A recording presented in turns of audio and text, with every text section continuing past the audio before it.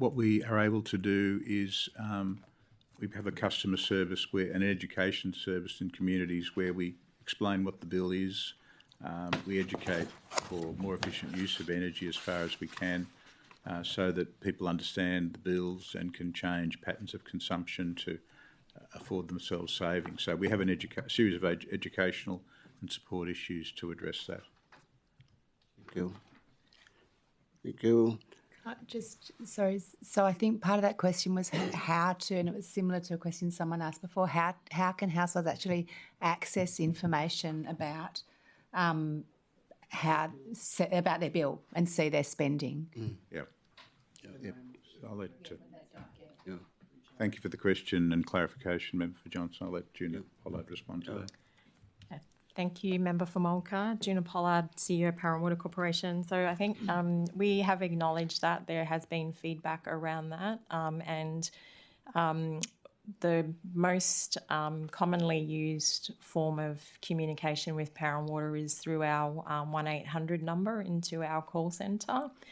We've recognised that just having a common set of responses that deals with all customers across the territory is not necessarily been as effective as it could have been. And so one of our new initiatives we've introduced recently is a dedicated 1-800 number for customers in remote communities, which is more specific to the matters that tend to be more raised in the remote communities, such as those that you've raised today, Member for Mulga. So that's certainly one way that we have certainly listened and tried to tailor our customer offering to all of our customers. The other thing that we've been doing, as I mentioned, is we've had people out in the communities, travelling to communities right across the territory to better educate.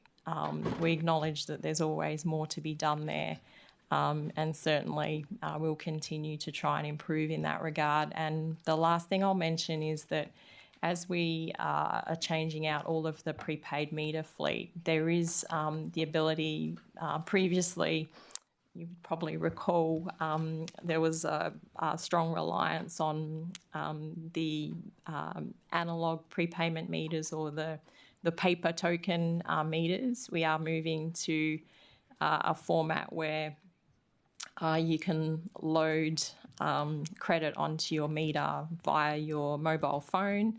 You don't even necessarily have to go into the local store to support that, unless, of course, you want to. With that functionality is also the ability to understand how much electricity you still have left on your meter as well. In addition to those other methods that I mentioned that, customers can also ring us and ask us directly. Thank you. Chair, Mr. Chair, in my electorate there are households paying over $1,500 a quarter in a peak season. Given the low socio-economic makeup and many remote communities have power and water, had any discussions with NT government about how to provide electricity relief to Centrelink and low-income recipients? And recipients, maybe that includes expanding the NT concession scheme or otherwise. Thank you for the question, Member for Mulga. I think we look at the customer information around the territory very carefully to try and pick spikes of billing like that. And that's clearly a target for education leaks or problems of faulty equipment that might have caused that. We also look at the duration of any interruption to supply and the frequency of that. Obviously, high frequency, high duration is a problem spot, and we do intervene to try and improve usage there. So we are aware of those features. We will take that into account and make sure that we're focusing on where there might be rate shock or problems in billing or service experience, and do our best to rectify that. Thank you, Mr. Chair. The last one I would like to ask is, I don't know whether you might be looking after this kind of thing. Outstations or homelands are like rural areas, but it's too far away from electricity lines going, and it's been a bit difficult to get a drilling rig for the bores. Way back when around about 2000, no, not 2000, 1978, 79, and it was really scarce to find drilling rigs. But is there ways of drilling rigs and plus power as solar powers, but drilling rigs for bores on outstations and homelands? Thank you for the question, Member for Malka. Yes, we have, again, for the information span we have, we look at the quality of drinking water and the supply, and we have very good systems that to focus on where drinking water quality might be at risk or exposed in high-risk environments, and to intervene to improve that. And we have a very, very strong team there. The spread of those risks is set out in the drinking quality report, which is lodged. It's on the website with the Department of Health, and that we use that to navigate into to improve the service or the quality where the problems are greatest. There's, as you can imagine, more to do than we have funding available, so we try and focus on the minimum standard of drinking water for people in the territory, and to make sure that there's a minimised risk in the delivery of the service to them. And that's a never-ending job. It's part of our job that we do. Thank you. That's all from me, Madam Speaker. Thank you, Member for Malka. We have probably time for one more question. Member for Blaine. Can I do one on notice and then ask a question? Yeah. Okay, so question on notice. Can you please provide the amount spent on your reconciliation action plan for the previous financial year and the year ahead? So, on notice. Did you want me to repeat that again? Yes, we can. I think. Yep. So sorry, Chair. Do you accept that question? Yeah, and we can answer it. Oh, you can answer it? Yes. Go for it. The last year we've only. You mean? Take it on notice. Can we take it on notice? You mean 24, 24, 5? We'll take that on notice and give you exact numbers for both. Thank you. Sorry, Member for Blaine, please restate the question for the record. Can you provide for the previous financial year and the budget year ahead the amount spent on the reconciliation action plan? Thank you. Chair, do you accept the question? We do. Thank you. The question asked by the Member for Blaine of the Chair has been allocated the number 10.10. Is it time for? Oh, sorry, you got No, it. sorry. Now this is my. Member for Blaine? Okay, so in my electorate of Blaine, specifically Maldon, we have a lot of water leaks in the mains and going from the mains to the houses.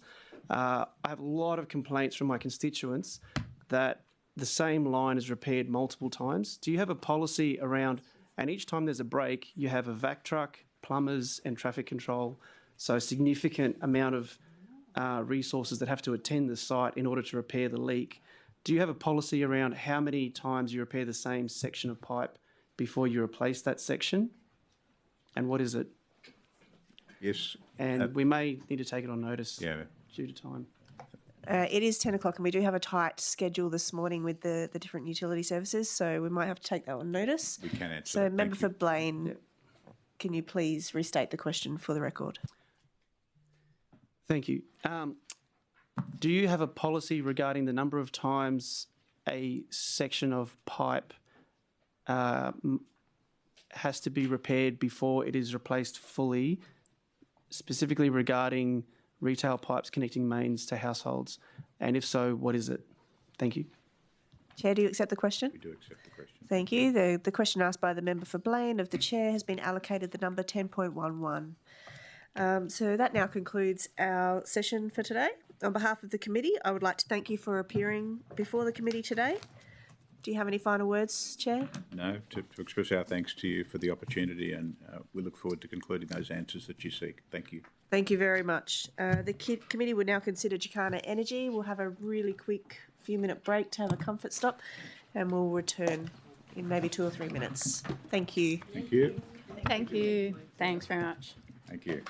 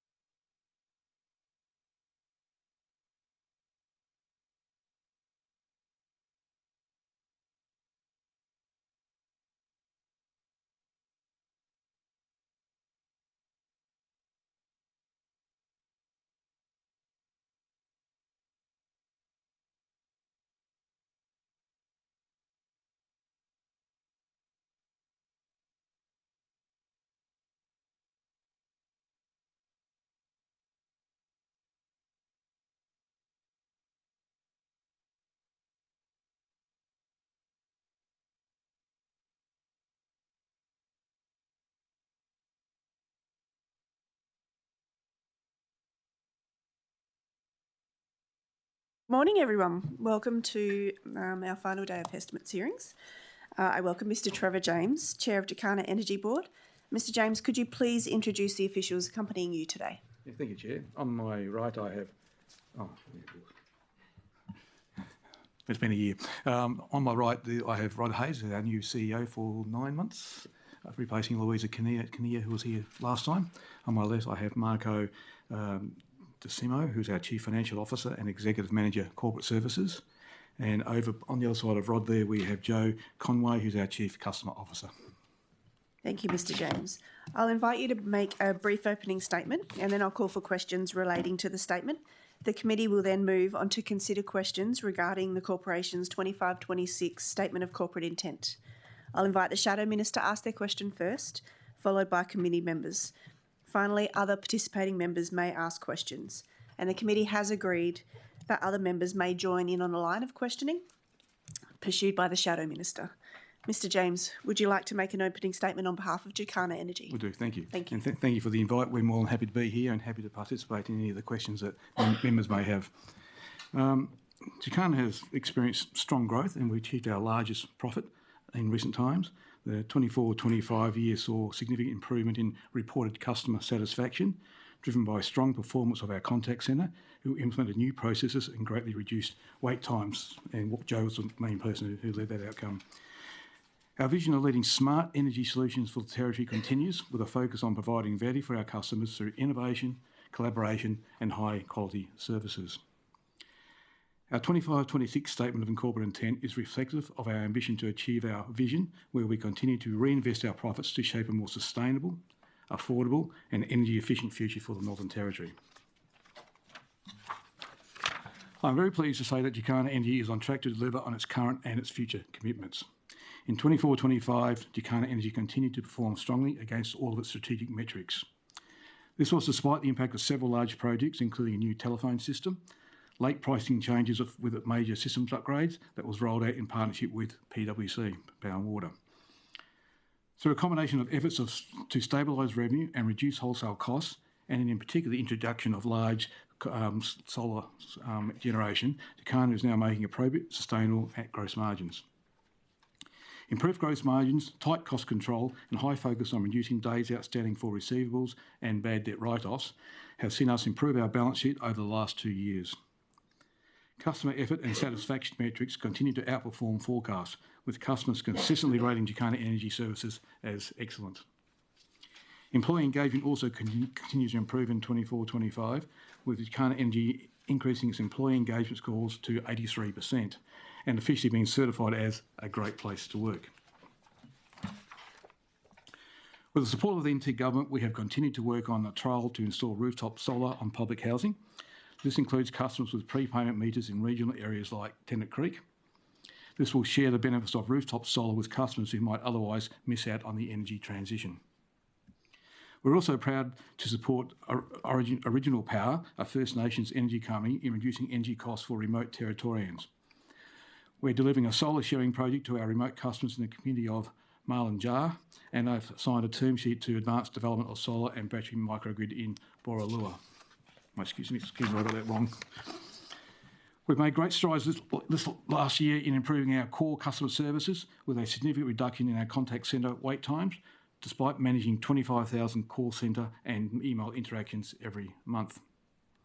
We have significantly expanded our face-to-face presence, attending more events than ever, including pop-up stores and key engagements across the Northern Territory.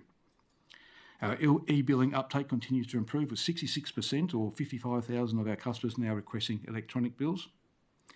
Nearly 80% of all customer inquiries are resolved on the first interaction, which is with Jacana Energy, which is well above industry average. We continue to invest in tools to improve customer service, with recent introductions of a new telephony system, which went live a couple of weeks ago, and successfully. The new system is modular and gives Jacana Energy the modern platform and data it needs to further improve our customer service offerings long time into the future. Development in solar, storage and control technologies are providing increasing opportunities for customers to play a role of both consumer and supplier. Our new 5-year strategy recognises this change and sees Jacana Energy transition from a traditional seller of electricity to a modern retailer that enhances value for our customers through the development of new products and services. Delivering better value to customers requires a collective effort. That's why we're committed to working alongside industry partners to find ways to reduce the total costs of electricity provision and improve outcomes for everyone in the NT. This includes solar where it makes sense. We remain committed to providing value for our large commercial and industrial customers through personalised customer service and purchasing environmental certificates on their behalf. We also remain committed to supporting our vulnerable customers with flexible payment options and innovative new products that reduce the impact of energy costs on them. As a modern retail energy business, our commitment to customers is to build a more accessible and sustainable energy for the future for all. Thank you. Thank you, Mr James. Are there any questions on the opening statement? Member for Arnhem. Thank you, Madam Chair. Thank you, Mr James. If only some of the ministers who had appeared for estimates were so diligent in providing a brief opening statement. I'm sure we would have got many, many more questions in this week and last week. But thank you very much. I appreciate the work of Jacana and particularly around customer service, I think. Hearing some of the good news in your statement is very comforting, so thank you. Through the chair, what is the average quarterly bill in the Northern Territory, and is there a possibility to get a breakdown of what this average is per Northern Territory region? Joe? And just a reminder to all members of the panel over there, just before you speak, introduce yourself. Thank you. And make sure your mic's on. Yes. Turn mine off.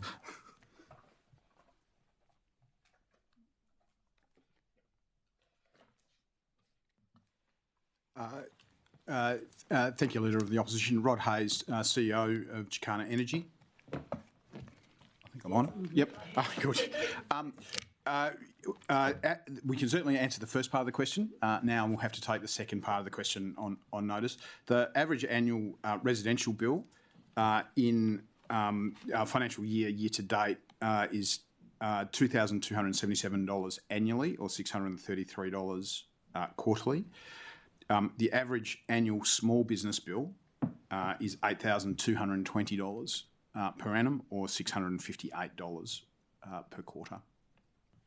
Thank you, Mr Hayes. Member for Arnhem, would you like to repeat the second part of the question for the Thank you. I record? appreciate the data and especially the extra information with the business. Data, can Jacana please break down the average quarterly power bill in Northern Territory regions? Chair, do you accept the question? Yes, I do. Thank you. The question asked by the member for Arnhem of the chair has been allocated the number 10.12. Member for Arnhem. Thank you, Madam Chair. How many customers are currently in default on paying their power bills, and is there a breakdown by region on this data?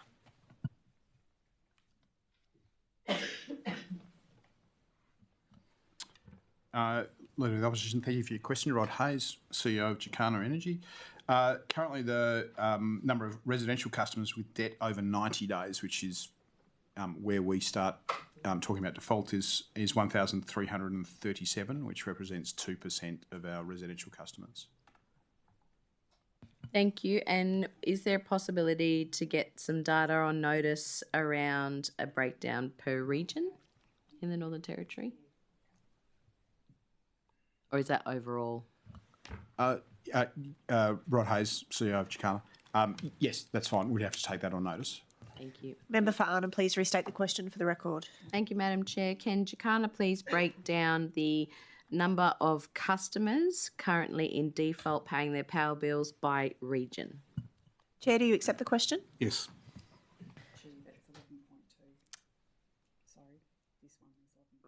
The question asked by the member for Arnhem of the chair has been allocated the number 11.2. Member for Arnhem. Thank you, Madam Chair. Could Jacana please advise what steps that you take to provide customers who are in default and experiencing issues within the cost of living crisis, and what support is offered to those customers? Thanks for the question, Leader of the Opposition. There are a number of... Say your name. Joe Conway.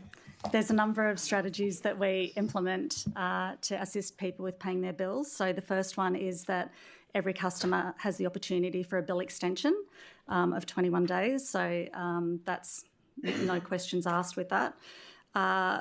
Post that, if there are still issues with payment, we have a number of flexible payment options, payment plans. Those payment plans can go up to 12 months. And we have a conversation with those customers about what they're able to pay. If we know that customers have significant hardship and there are scenarios or situations that they're in where they know that they can't pay, we have a hardship program where we have a case management type approach to customers. There's a number of things that we do. We either provide incentives, we do some bill waivers, and they are case managed over potentially a year, even longer if necessary. We work really closely with our social service organisations and financial counsellors in the Northern Territory so that we can put together a plan that can support those customers to be able to keep connected. Thank you. Can I just interrupt for 1 second? We've just had a correction made. The question taken on notice 10.12 has now changed to question on notice 11.1. Apologies. I actually wrote 11.1 because I heard it was the last one was 11.2, so I went back. Member Farnham. Thank you, Madam Chair. In regards, we've just had Power and Water Corporation in before yourselves, as you're aware. In regards to Territorians who've had the installation of the smart meters and have noticed that change of cost in real time, etc., are there any Territorians who have had the installation of new smart meters who are affected as Jacana Energy customers, noting that majority of the remote customers would go to Power and Water Corporation? Are we seeing any of the smart meter changes in our urban areas to Jacana, or does that sit with Power and Water? Thanks for the question, Leader of the Opposition, Joe Conway. We have had some customers who have questioned the amount of their bill. I would say over the last year, it's probably less than 5 customers in total who have questioned the amount, and we go through a process of allowing them to investigate their usage. We can test the meter. There's a number of options we've got to be able to see what's actually going on. So there has been some customers that have questioned that, but not an excessive amount of customers. Thank you. Ms Conway, can I just confirm that those 5 customers' queries were related to smart meters, or were there different reasons for that query? That would be specifically around that, and that is an estimate. I could get a number low, if you needed to, but it is very low, yes. Thank you. Madam Chair, how many residential and commercial customers do Jacana currently service right across the NT?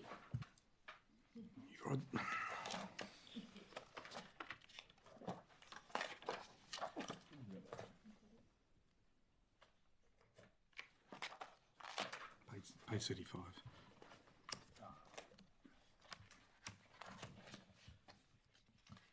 Thank you for the question, Leader of the Opposition. Rod Hayes, CEO Jacana.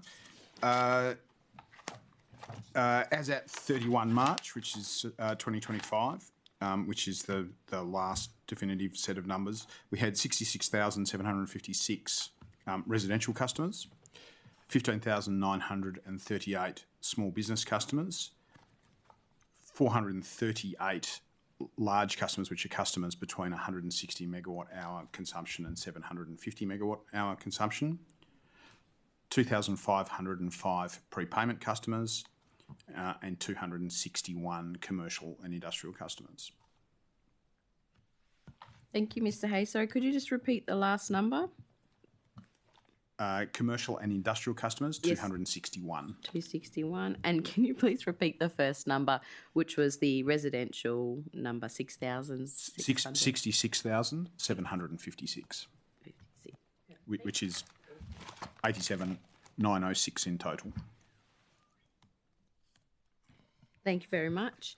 Has Jacana conducted any recent customer satisfaction surveys? And if so, can you share with the committee what those key findings have been? Yes, we have. And in my opening presentation, I said we've got a return of excellence from all of our customers. But if you've got any more specific you want to add to that, Joe? Thanks for the question, Leader of the Opposition, Joe Conway.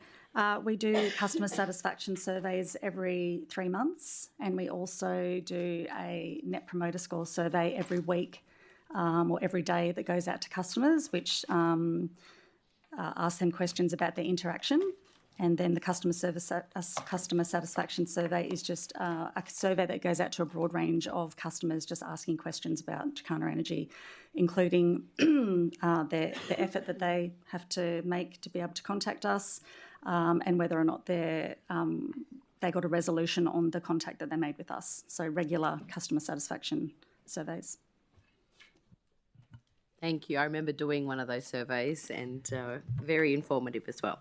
Thank you for the answer. My next question, Madam Chair, can Jacana confirm whether currently you are offering customers the double solar feed-in tariff, and if it is between the hours of 6 a.m. and 6 p.m. as promised by the NT government?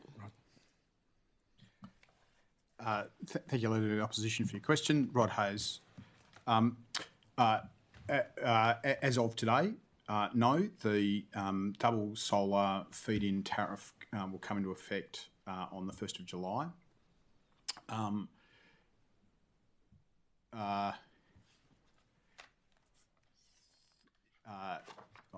The only reason I'm hesitating is... No, that's okay. The feed-in tariff will... the double component will apply between 3 p.m. and in the afternoon and 9 p.m. Thank you. What was the reason for the change between the original times of 6 a.m. to 6 p.m. as the window versus now what is going to be offered from the 1st of July 2025 for 3 p.m. to 9 p.m? Leader of the Opposition, thanks for your question, Rod Hayes. It's not really a question that Jacana can answer. It's a matter that will be dealt with under the electricity pricing order, and it's a matter of NTG policy. Thank you, Mr. Hayes. Did Jacana offer any input into the service delivery of those times and provide advice to government around the solar feed-in tariff and what could work in practice for customers? Thanks, Leader of the Opposition, Rod Hayes. We provided some input during contemplation of the electricity pricing order and the design of the fit. It was relatively limited, and it was really around the financial impacts of the proposed option, which was put to us as network peak, which was the 3 p.m. to 9 p.m. Thank you, Mr. Hayes. And will it now be called that, a network peak, as opposed to a premium fit?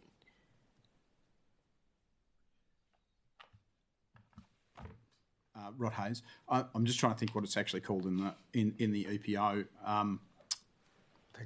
I've had to take that one on notice. I'm not entirely certain what it's called officially in the pricing order. Member for Arnhem, please repeat the question for the record. Thank you. Is the work around the premium fit now called the network peak, or can we please get a clarification of the name? Thank you.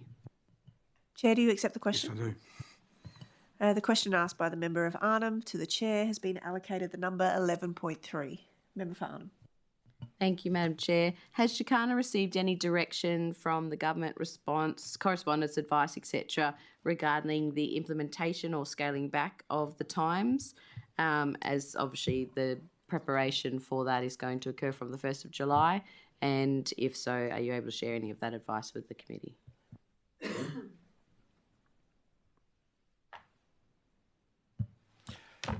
Thank you, Leader of the Opposition.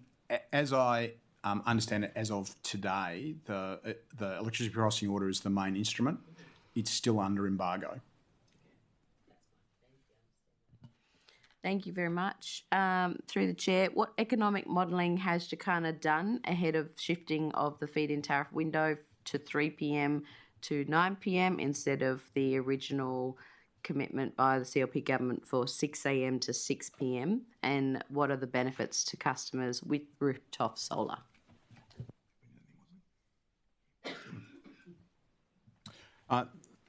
Leader of the Opposition, thank you for your question. Rod Hayes. The modelling we did was really around some alternatives, financial impact to Jacana, which is also net benefit to customers around some alternative timeframes. Our estimate of the uptake and the impact of the 3 p.m. to 9 p.m. window is that the net benefit to customers will be in the vicinity of $1 million. And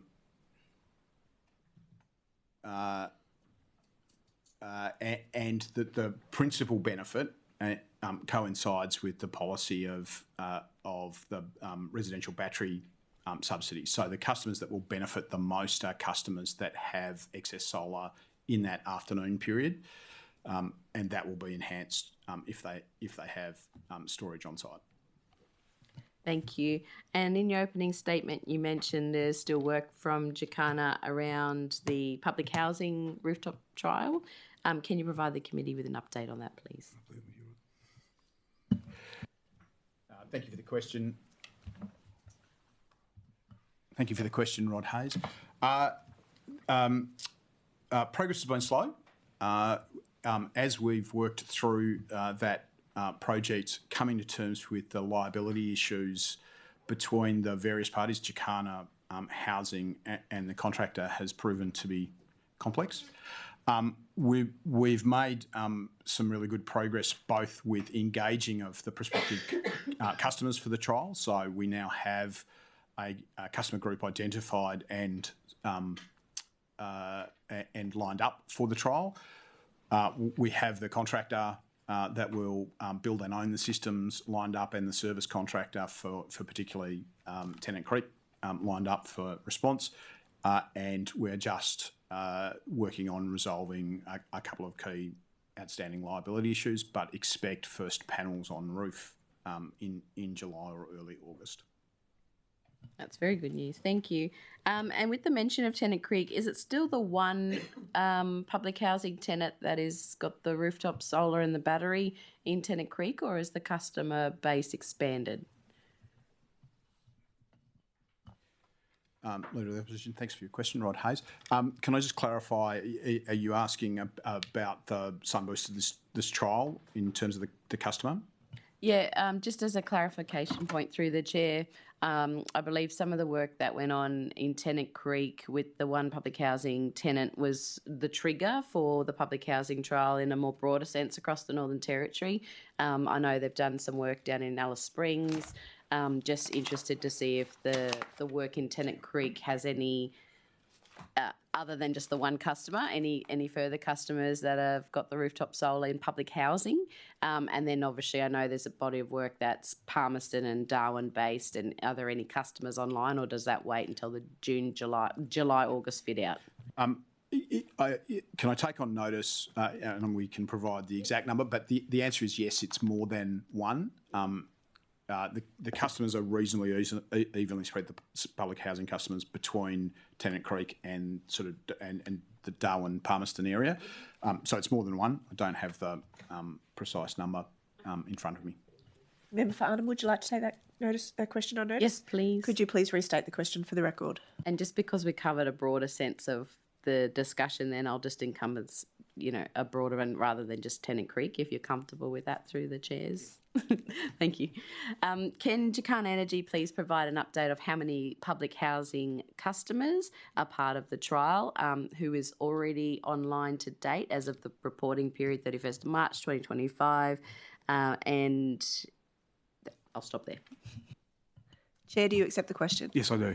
The question asked by the member for Arnhem of the chair has been allocated the number 11.4. Member for Arnhem. Thank you, Madam Chair. What investment has Jacana made in improving customer service technologies such as online billing and smart metering?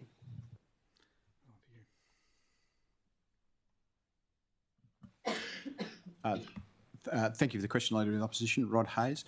Our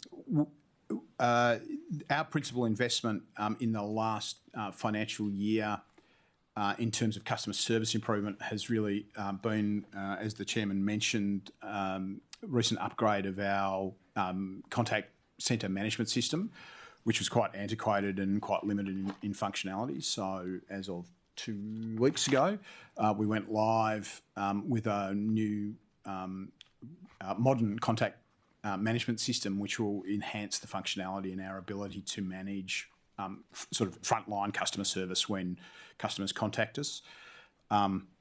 That's probably the most significant single investment this year. Also, as the chairman mentioned, our performance metrics around customer service have increased substantially over the last 24 months, and particularly over the last 12. That's really a culmination of significant investment in people and training. So we have had more people in the contact centre, extended hours, and certainly invested significantly in training. In terms of smart meters, it's really not our investment, it's a PwC investment, which is a matter for them, but is a substantial investment. And the last part is really the Jacana investment to coincide with the PwC investment in the market settlement system. So concurrent with the PwC investment, we've also made a $4 million investment on our side of that data exchange settlement system. Thank you, Mr. Hayes. And through the chair, that new modern management system that you said was just brought online 2 weeks ago, do you have a total cost of that investment? I think we'll take that on notice.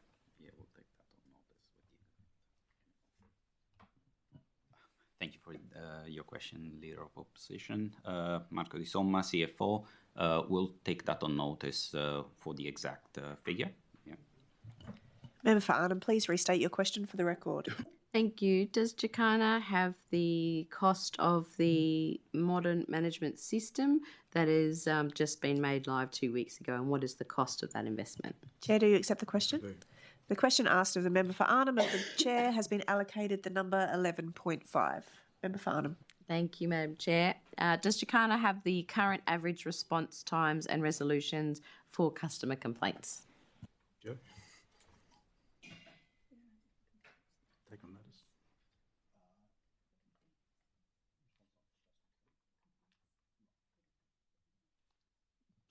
And Chair, can we take that on notice, please? Yep. Member for Arnhem, please restate the question for the record.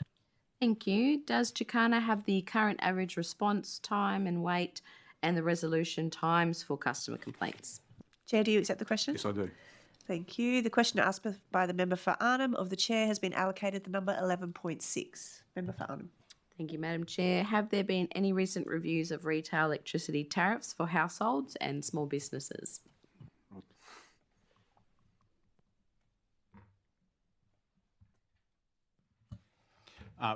Thank you for your question, Rod Hayes. There is a current review underway around both of those aspects, tariffs, in fact, tariffs across the electricity pricing order, but as stated before, that draft revised electricity pricing order is under embargo. Thank you, much appreciated.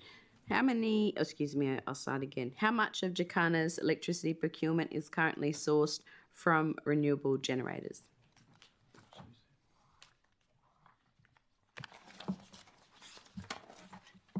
Can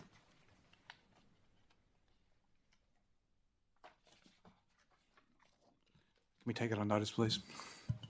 Member for Arnhem, please restate the question for the record. Thank you, Madam Chair. How much of Jacana's electricity procurement is currently sourced from renewable generators?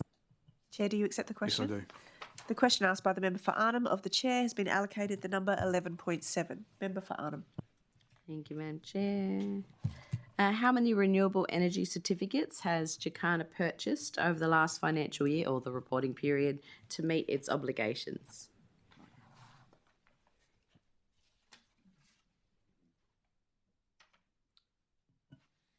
Thank you for your question, Leader of Opposition, Marco Di Somma, CFO.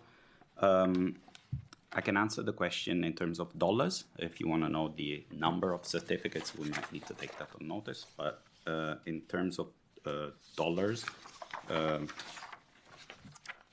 the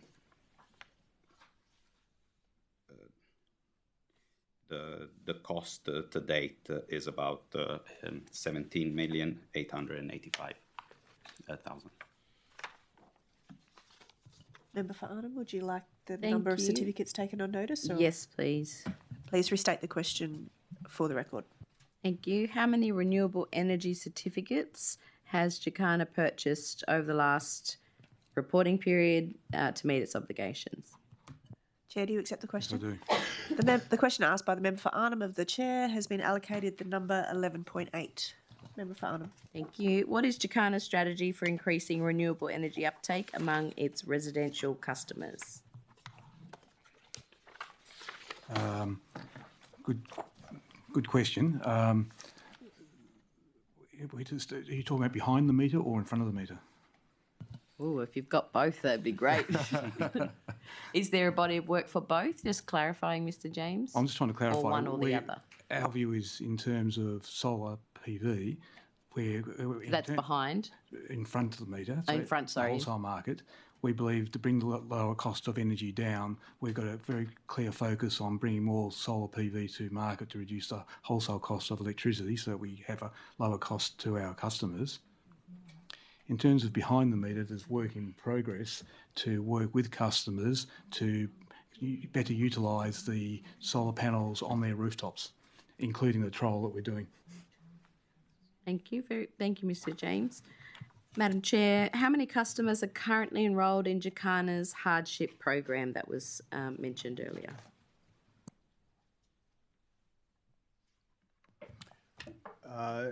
Thank you for your question, Leader of the Opposition. Rod Hayes. As at March, or end of March, there were 550. Am I reading that right? 551.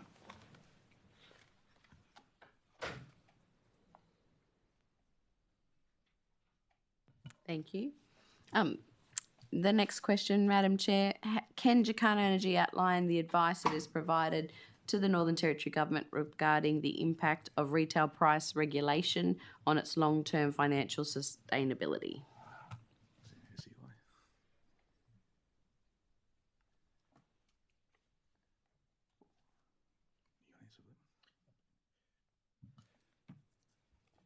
Leader of the Opposition, would you mind just expanding on your question, because I'm not sure that I fully understand. Thank you, what you're Mr. asking. Hay, through the chair. Can Jacana Energy outline the advice provided to the Northern Territory Government regarding impact of retail price regulation on its long-term financial sustainability in terms of, obviously, you're a government-owned corporation, the investment envelope, the funding envelope from government is restricted. Is there a body of work around the long-term sustainability around energy retail, or is that just some of your daily operations that in terms of improving practices so that you have the best bang for buck as a government-owned corporation? Thanks, Leader of Opposition. Trevor James, Chair of Jacana. I think the process we follow is we get advice from regulators and government about the direction of pricing, which then goes into our longer-term forecasting, which flows through into the SCI. And as a board, one of the key tests for us is to make sure that the business is financially sustainable and viable. So that's the process we follow. We get information from regulators, whether it be from the regulation of the network system or pricing regulations. We put that into the SCI, and then we test to make sure that the business is financially viable and sustainable.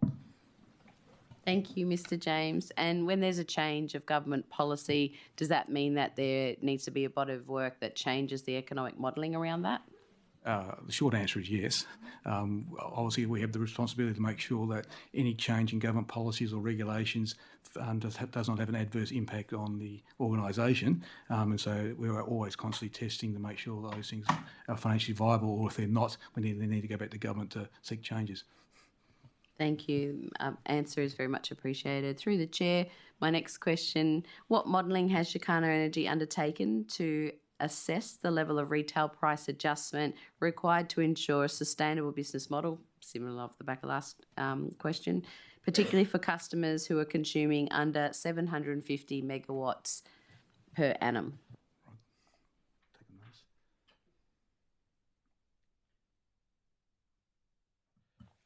Leader of the Opposition, thanks for your question. As you would be aware, the balancing item in Jacana's, particularly for mass market customers, so those under 750 megawatt hours, is the community service obligation paid for through Department of Treasury to Jacana. So our focus always is really what's the net effect of any proposed change or any change in our cost base that's coming through the market, and that really can only flow out in three ways, which is the financial sustainability of Jacana, or the quantum of the CSO, or prices through the EPO. And that's, as the chairman alluded to, that's really our role, is to engage in that conversation as issues arise on a very frequent basis with Treasury on the CSO and the calculation of the CSO on a monthly basis or a longer term basis if there are major issues. So it's really the three corners of the equation that we sort of sit in the middle and are constantly trying to analyse and inform and feed back to particularly Treasury around both pricing and the quantum of the CSO.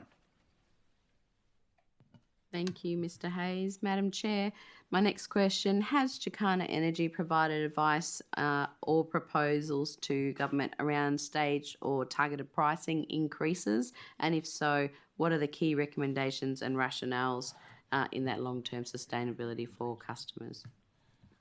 Thank you, Leader Opposition. Trevor James, Chair of Jacana. No, we haven't. Thank you. That was a nice short answer. Can Jacana Energy detail how retail price regulation has affected its ability to invest in customer service improvements, if any, the hardship support programs that you've spoken about earlier, improving digital infrastructure, etc.? And is there any advice to the committee around that? Thanks, Leader Opposition. Excuse me, Trevor James, Chair of Jacana. As a board, we have decided that we will reinvest any extra profits into that space, and that's clearly what we will be doing. And part of it is our telephony system that we just put in place, and we will continue to reinvest in our services and products for our customers. Thank you.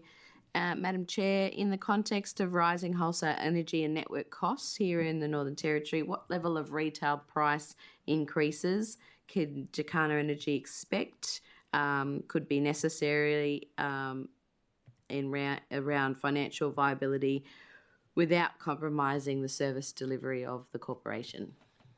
Thanks, Leader Opposition. Trevor James, Chair of Jacana. At the end of the day, we sit at the end of the system, so all costs get passed through to us, and it's up to us to then either pass them through to the customer or work with government through community service obligations. And that depends on what level of tariffs governments are prepared to set from time to time. Thank you, Mr. James. And just confirming, there hasn't been a drop in the community service obligation or CSO this financial year? I think we're on target. That's great to hear. Thank you. And I just have one more question, going back to the urban public housing trial for energy. You mentioned there were some contractors that are employed for 2 stages. How many contractors in total are being utilised for the trial, or to establish the trial? Thank you for the question, Leader of the Opposition. Rod Hayes. There's really 3 key parties outside Jacana and housing. One is a contract relationship for the ownership and the funding of the systems. They have a principal solar install contractor, and then there is a maintenance contractor, particularly for Tennant Creek. Sorry, Mr. Hayes, I've missed one. You said there's the ownership funding? There's the contract with the owner. Oh, owner, sorry. Yeah, sorry. I wrote it down as one. They will own the system and provide the funding. Owner, yep. And the second one was? The second one's the install contractor to do the physical works. And then the third is the maintenance. That's correct. Thank you, Madam Chair. That's my questions. Are there any other questions on the opening statement? Yes, Member for Karama. Thank you. Just a couple of questions. Obviously, Power and Water, Jacana and Territory Generation are separate corporations. Is there a coordination mechanism that you use to work amongst yourselves because there's still some overlap in operations? We have Trevor James, Chair of Jacana, and thank you for the question, Member for Karama. We have obviously close relationships with all those organisations in terms of commerciality. We are aware that we are in a commercial and competitive environment, so we have to be careful what lines we tread there, but obviously it's important for all the three corporations to work together where possible to make sure the system is as efficient as possible. And there are times where the solution could be from a customer perspective rather than from a wholesale perspective or a network perspective. So we need to look at all the various options that are available when there are issues. And further question, which goes very strong on local content policy for procurement. Do you have one? Trevor James, Chair of Jacana. The majority of our costs come from TGN and PwC. That's probably 95% or roughly 90% of the cost. The other 5% is our cost of running Jacana. Okay, fine. And then I'm going back now to residents now, what they raise with me. They raise the issue that there seems to be a lot of estimated bills, and they're trying to understand what estimated bills are and why they happen. Can you explain that, please? Thank you for the question, Member for Karama. Rod Hayes. So, from a value chain perspective, Jacana and other retailers in the jurisdiction get all of their metering data from PwC. So, PwC is both the meter owner and the meter data agent. And there's a number of reasons why there are estimates in the system. From a Jacana point of view, we would like to see estimates as the number of estimates absolutely as low as possible, because the constituents that will complain to you will also call us for exactly the same reason, and we fully understand that. So a big part of what we see as the long-term benefit of the smart meter program and the MSAT's investment is, over time, significant reduction of the need to estimate meter reads. The reason that we have them now is mostly either a communications issue with the smart meter, which is the smart meter isn't able to handshake and send the data, or that there's issues of access to the premises to do a physical read. But certainly our focus is working with PwC to see that number of estimated reads come down very significantly over the next few years as those two major programs are implemented. Just following on with the smart meters and all that, have you got a system in place at the moment, or is it fully functioning of the data coming from Power and Water to you guys, or is that still evolving? Thank you for your question, Member for Karama, Rod Hayes. Yes, we do now. What it is now is quite periodic. So there's a big file that comes over every 30 days, essentially, on a staggered basis. One of the key benefits of the MSATs, the market settlements project, is that those files will come across daily. So you'll go from 30 days to... We'll go from 30 days to metering data every day, and all of the benefits that will come with that. So from being able to talk to a customer about their consumption, from us being able to work out whether something has been billed or hasn't been billed, whether there are anomalies, whether there's estimates, much more granular. Will customers be able to get some visibility of that in terms of their benefit? Not immediately. The issue of sort of being able to provide that portal for customer consumption is something that we're thinking about and focused on. We've got to do it for 88,000 customers and make sure that it works, but certainly it's in our roadmap for the next 3 or 4 years, is to continually enhance the visibility for customers, both of what they're taking from the grid and, from our focus, what they're putting into the grid if they do have rooftop solar or batteries. Thank you. No further questions. Member for Johnston.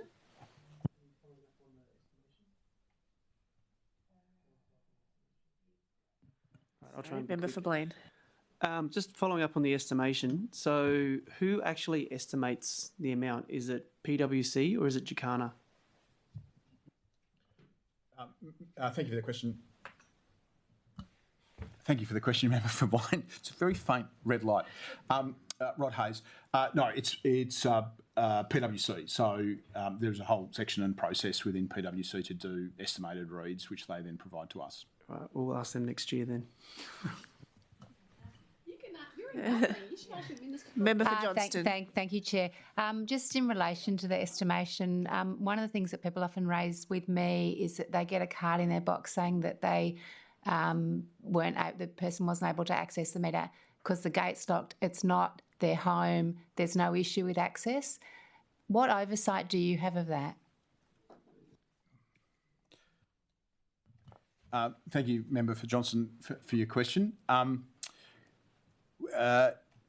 We would probably share some of the frustrations that your constituents are reporting to you. So from a Jacana point of view, it is an arm's length process, which is our meter data is provided by Power and Water Corp. And one of the key issues that we deal with in the call centre is often those issues of access and people saying exactly that, which is we've got a card and so forth. From our perspective, we manage that under our network access and coordination agreement, which is a service level agreement. That's really our visibility and control. From a workplace health and safety point of view, the policy is really it's the meter reader that is able to make those decisions for reasons that for ourselves or PwC to intervene in. If the meter reader is saying there's reasons I shouldn't access the property, kind of policy view is we've kind of got to go with that. So we'll often have, it's a very small dog or it's particularly animals are often an issue of access. It's not for us to second guess the reasons from a meter reader, but it is an issue. And again, where we are working with PwC to see is that there is very little need to visit physically a premises, that it's really the functionality of the investment in the meters that obviates the need to visit physically. Thank you. That was just a follow-up. I have a question that's a little bit technical, which a few people have asked me to ask, so bear with me. I'm just going to... it's about...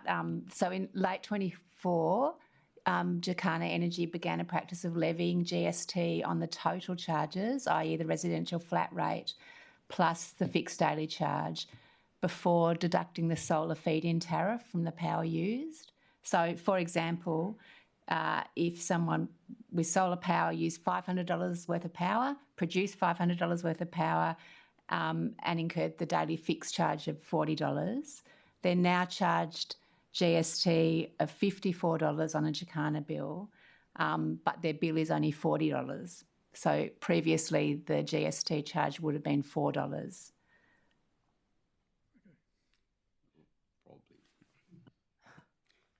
Thank you for your question.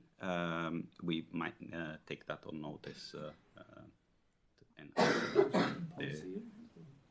Well, yeah, I mean, my question, GST is obviously a federal tax set at 10% of goods and services. So I'm just interested in why Jacana made the change and how it can justify a higher amount than 10% of GST, because that's essentially what's happening there.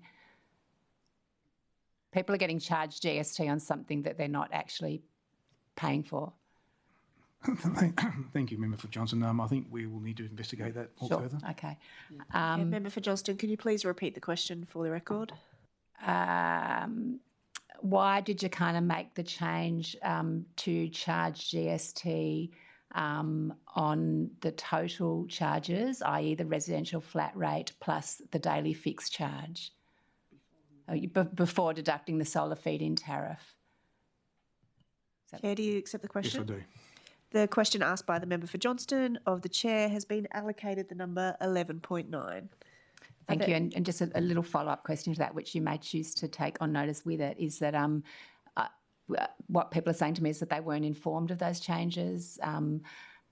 They've contacted Jacana to try and find out and haven't been told why it's happened and haven't been given information as they should have been in terms of general Australian consumer law when what you're being charged is changed. So just, I guess the question is, why haven't people been informed of that change? Yeah, thanks, Member Johnson. We are very focused on customer service. Obviously, there's an issue you've raised. We need to understand it more, and certainly communication with our customers is important to us, so we'll follow it through. Thank you. I believe the member for Blaine has another question. Thank you. In the 5 minutes we have remaining, I just have a series of questions around your billing system. So I had a constituent come into my office. So he's a retired gentleman, and he generally, is very, I think he's ex-military. He's very religious about paying his bills on time as soon as he gets them.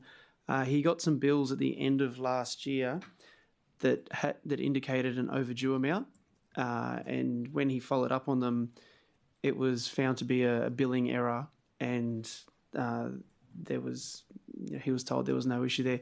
So the question is around, now I understand you've been doing enhancements to your billing system in the last few years. So the first question is around the amount of testing that went into the billing system before it went live, because something like having incorrect overdue amounts on people's bills is something that probably should be caught before the new system goes live. So can you comment on the number of issues that were encountered where people were incorrectly sent bills with overdue amounts, and what's been done to remediate this? Thank you. Thanks, Member for Blaine. I'm not aware of us changing our systems. We haven't done any, maybe some upgrades have happened, but we haven't replaced any systems. Maybe it's power and water. Yeah. I can, probably offline, because it's gone through the minister, so we've had a letter through and come back. Member for Blaine, through the chair, Rod Hayes. So it's a matter that's gone through a complaint and sort of formal response process. Yeah. We'd be very happy to take the specific details. We're not, certainly I'm not aware, I don't think we're aware of sort of systemic issues around particularly erroneous overdue amounts. There's a number of probably, I would suggest more probably process reasons why that's happened than necessarily billing system reasons. But certainly if there's an issue, we would be more than happy to look into it specifically. All right. Happy to follow this offline without a written notice. Okay. Given that we only have 2 minutes left, are there any further questions on the opening statement? Member for Cromer? Yeah, just going back to the feed-in tariffs, and I did ask this of Power and Water, and they said to direct it to Jacana. So I'm aware of a number of people who put on solar panels and batteries, and even over the wet season, they were getting quite a substantial return. And then suddenly that's all come down to where now they're almost just square. Is there a reason for that? Or was there a change in billing tariffs or something? Thank you, Member, for Karama, Rod Hayes.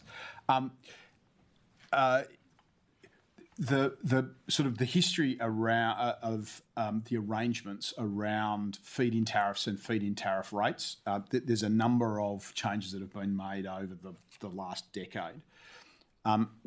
What we would probably need to know is the specifics of the customers. So there are certainly customers that have come off the previous premium feed-in tariff rate, which had a grandfathered period of 4 years. So it may be that that's what's happened.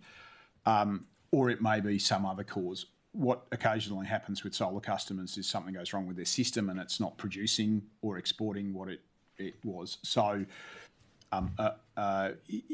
we'd be very happy to look into specifics if you've got particular use cases or questions from your constituents. And is there a limit to the amount of power that a residential house can export?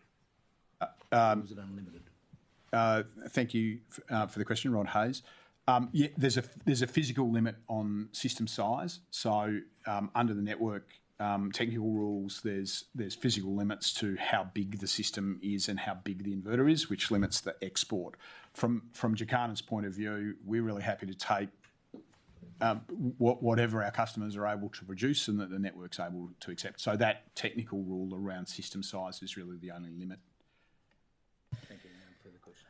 Thank you, Chair. Thank you, Jacana. That now concludes the session, and on behalf of the committee, I would like to thank you for appearing before the committee today. Do you have any closing statements? No, I don't, Deputy Chair. I'd like to say thank you for inviting us on today.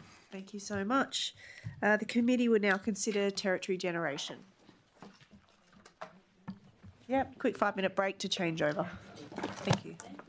We will return at 11:05.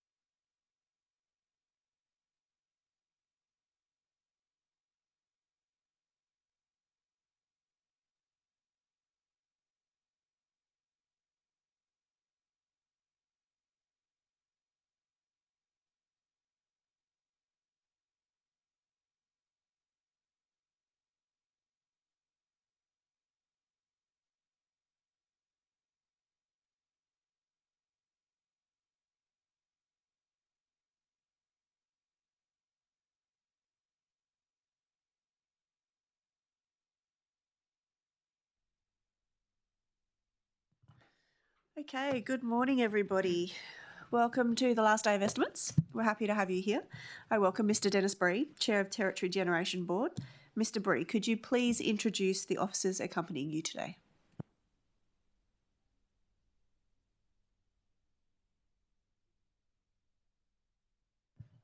Sorry, I'm just checking that you put your microphone on. Thank you. Just a reminder to everybody to make sure your microphone goes on and off at the start and finish and introduce yourselves as well when you speak. Mistake. Okay. Okay, good morning, Chair. I'd like to introduce our Chief Executive Officer, 𝙍𝙀𝙇𝙀𝙍𝙍, beside me here, Joel Dwyer, our Chief Financial Officer, Min Tran, down the end, General Manager, Assets and Engineering,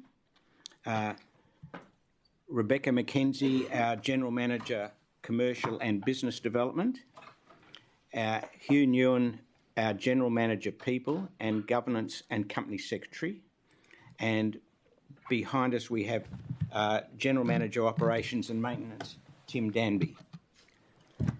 Thank you, Mr. Bree. I'll invite you to make a brief opening statement and I'll then call for questions relating to the statement. The committee will then move on to consider questions regarding the Corporation's 25-26 Statement of Corporate Intent. I'll invite the Shadow Minister to ask their questions first, followed by committee members, and finally other participating members may ask questions.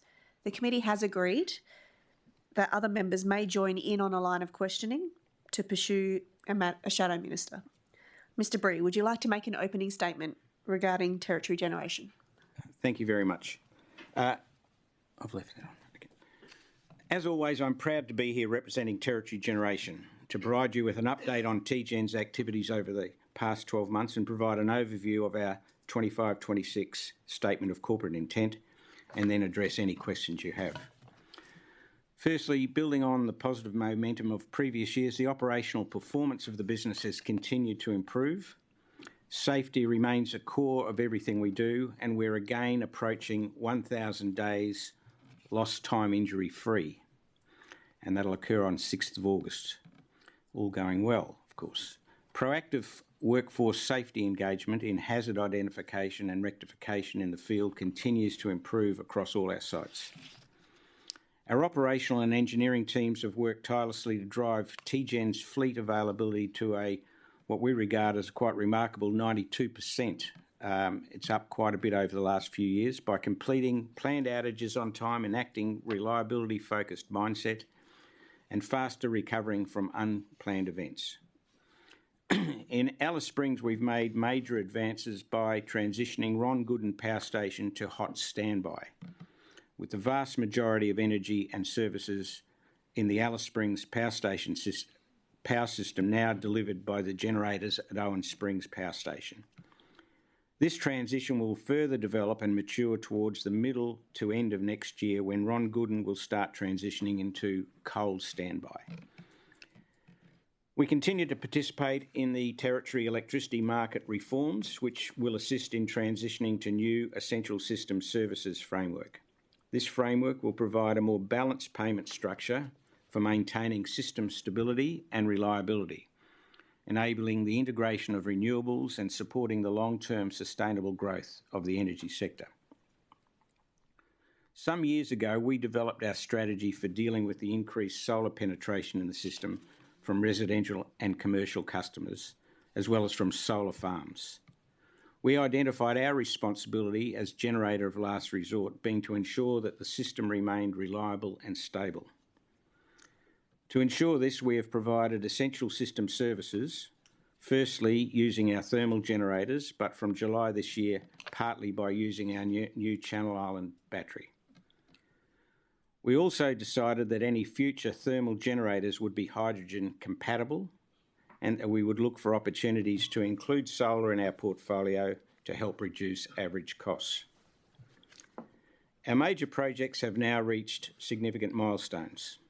The Darwin-Catherine Battery Energy Storage System, the battery, on Channel Island has recently successfully completed a comprehensive testing and commissioning program, including the final 7-day reliability run required by system control. As the largest BESS system in the Territory, will greatly contribute to system stability and decarbonisation. The Darwin-Katherine BESS will unlock operational fuel savings of nearly $10 million a year and reduce 58,000 tonnes of carbon emissions per annum. We have closed a tender for additional high-performance BESS systems in Darwin, Katherine and Alice Springs. We anticipate a final investment decision, I think it's also in Tennant Creek. Yeah, okay. We anticipate a final investment decision in the coming months, marking a crucial step in enhancing energy system service infrastructure and strengthening our system security with the ever-growing behind-the-meter solar installations. Our 23 megawatt TM2500 hydrogen-capable fast-start gas turbine has completed installation works and will progress towards online testing and commissioning in the coming months. Additionally, we are looking to repurpose one of our oldest gas turbines, C1, into a synchronous condenser at Channel Island. This innovative project will transform a legacy asset, allowing it to continue supplying critical services to the network. The combined batteries and synchronous condenser will provide essential system services, enabling a higher penetration of renewables. Our understanding of the different technology required continues to evolve. Since commencing market sounding for large-scale renewable energy and long-duration storage in 2024, we've identified the appropriate mix of technology to deliver reliable, stable, lowest-cost electricity. This includes high-penetration utility-scale solar energy and long-duration storage batteries. We'll now consult with government stakeholders on where we go from here. In our smaller sites, including Tennant Creek, Yulara and Kings Canyon, we have concluded our microgrid feasibility study. This study, supported by the Australian Government Regional and Remote Communities Reliability Fund, commenced in 2021 and identified pathways to achieving high penetration or low-cost renewables in these small networks. We have followed these studies with a recent expression of interest submission to the Australian Renewable Energy Agency, ARENA, for granting funding towards deployment of renewable technologies in Tennant Creek. I'm incredibly proud of our people who work diligently to achieve territory generation goals. And in recognition of this, we've put even more focus on their health and well-being. We prioritise training, mental health support and flexible work arrangements. We encourage our staff to have a healthy work-life balance with a range of activities available for staff participation. As a result, that's things like running in the city to surf together, which is very hard. Finishing's all the time. Finishing's good, that's what I say. As a result, our staff turnover is well below what we forecast. It's about 11%, reflecting a positive and engaging work environment we've cultivated. I just diverged from the notes here to say that when we last ran a survey of our staff, I think nearly just 2 years ago, one of the things that really struck me is that people thought the job they did for territory generation was important for the community, which I think is really a really satisfying thing to see. Our diversity and inclusion program has been remarkably successful, creating a more inclusive and supportive workplace. As a technical company, we are particularly proud that all our employees feel empowered to halt work if they identify a safety concern. That is, anyone on the staff of TGen can stop any job at any time if they think there's a safety problem. This year, we celebrated several significant milestones and achievements that highlight our commitment to excellence and community. Our early careers program has been a resounding success, with graduates choosing to stay on with Territory Generation for another 12 months after completing their apprenticeships. This retention speaks volumes about the supportive and growth-oriented environment we provide. One of our standout achievements was for one of our apprentices, Asnate Bradbury, winning the NT Training Awards and advancing to become a finalist nationally in 2024. And just 2 weeks ago, Territory Generation at staff were featured at the GTNT, Group Training NT Group Awards for 2025. Our electrical apprentice, Aaron Fairweather, made finalist in the Prelude to the Future Outstanding Shell Apprentice category. Matthew Blankenspore was finalist and won Supervisor of the Year category. And Territory Generation, with the help of its apprentices, supervisors and our people and capability team, was awarded the Large Employer Host Business of the Year. This was a terrific night for Territory Generation. These accolades underscore the strength and effectiveness of our training programs, which assist with upcoming succession, foster professional growth, and assist in ensuring ongoing compliance with industry standards. This year we will celebrate the 50th anniversary of the Tennant Creek Power Station's operations. We've been the source of reliable power generation for the region for a very long time, and it's still going strong. Additionally, we marked Territory Generation's 10th birthday on the 1st of July last year, celebrating a decade of progress. I'll now turn to the Statement of Corporate Intent. Our SCI has been developed to effectively provide reliable energy, capacity and essential system services to all power systems, and with a continued focus on supporting the stability and security of the power system to enable the increase of renewable energy penetration. The Darwin-Catherine system saw a maximum of 135.6 megawatts of solar penetration in 2024, an increase of 33 megawatts from the previous year. The ongoing expansion of solar energy penetration within the Territory, encompassing both behind-the-meter distributed generation and utility-scale solar, continue to present challenges for the electricity system, including an increased demand for essential system services.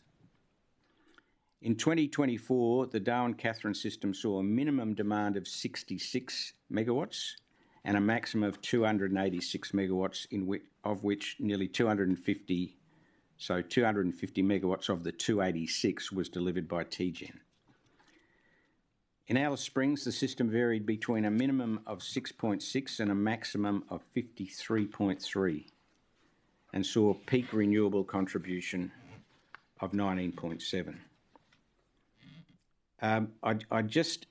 Those are just figures, but part of my background is in the 90s. I was running operations in power and water, and those figures are quite amazing for the bandwidth between them.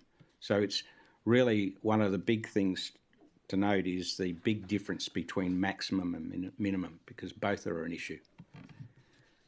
Territory Generation recognises that it is currently the default sole supplier of essential system services under the System Control Technical Code, and we're committed to continue providing support services for new solar generation while the electricity system market reforms are being implemented by government. Financially, we continue to generate positive cash flow from our operating activities, of which most will be reinvested into our fleet, supporting the transition.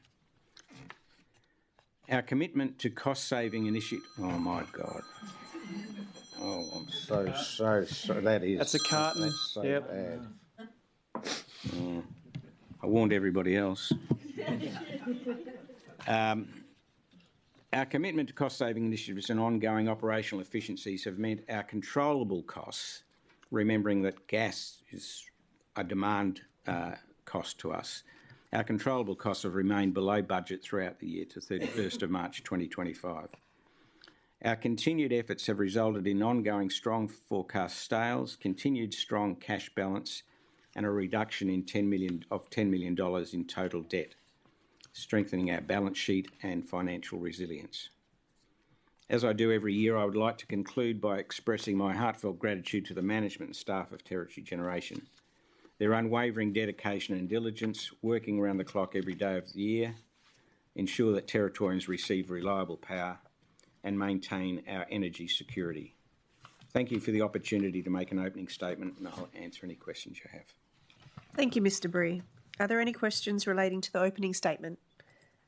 Member for Arafura. I'm going to do it again, aren't I? Member for Arnhem. Thank you, Madam Chair. Thank you very much, Mr. Chair. My first question, how many permanent staff of Territory Generation live or are based outside of the Northern Territory? Yeah, none. Thank you, Mr. Chair. Madam Chair, my next question. How many contractors does TGen employ?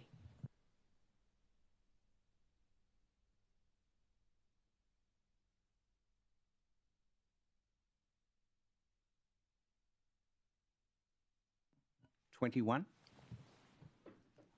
Thank you, Mr. Bree. And what purpose do those contractors serve? Is that you? I'll pass that on to Gerhard. Thank you for the question. Gerhard. Leader of the Opposition. Gerhard 𝙍𝙀𝙇𝙀𝙎, CEO of Territory Generation. The purpose is generally threefold. It's undergrads, graduates, for special projects like cyber works, and lastly, backfilling established roles when we're in between roles. Thank you for the answer. My next question, can TGen provide a summary table of their organisational structure, in particular the breakdown of how many executives you have, senior management officers and operational staff? Yeah, Gerhard.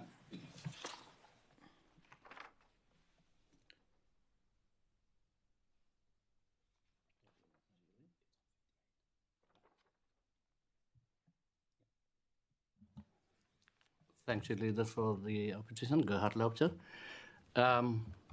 We have 192 employees all up. Executive contracts 16, but we have a cap of 22.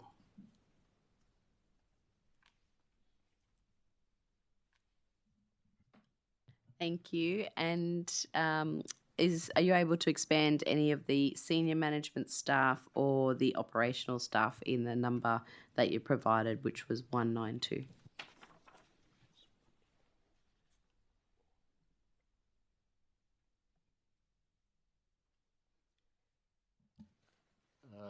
Leader of the Opposition, I can provide that in two ways. Per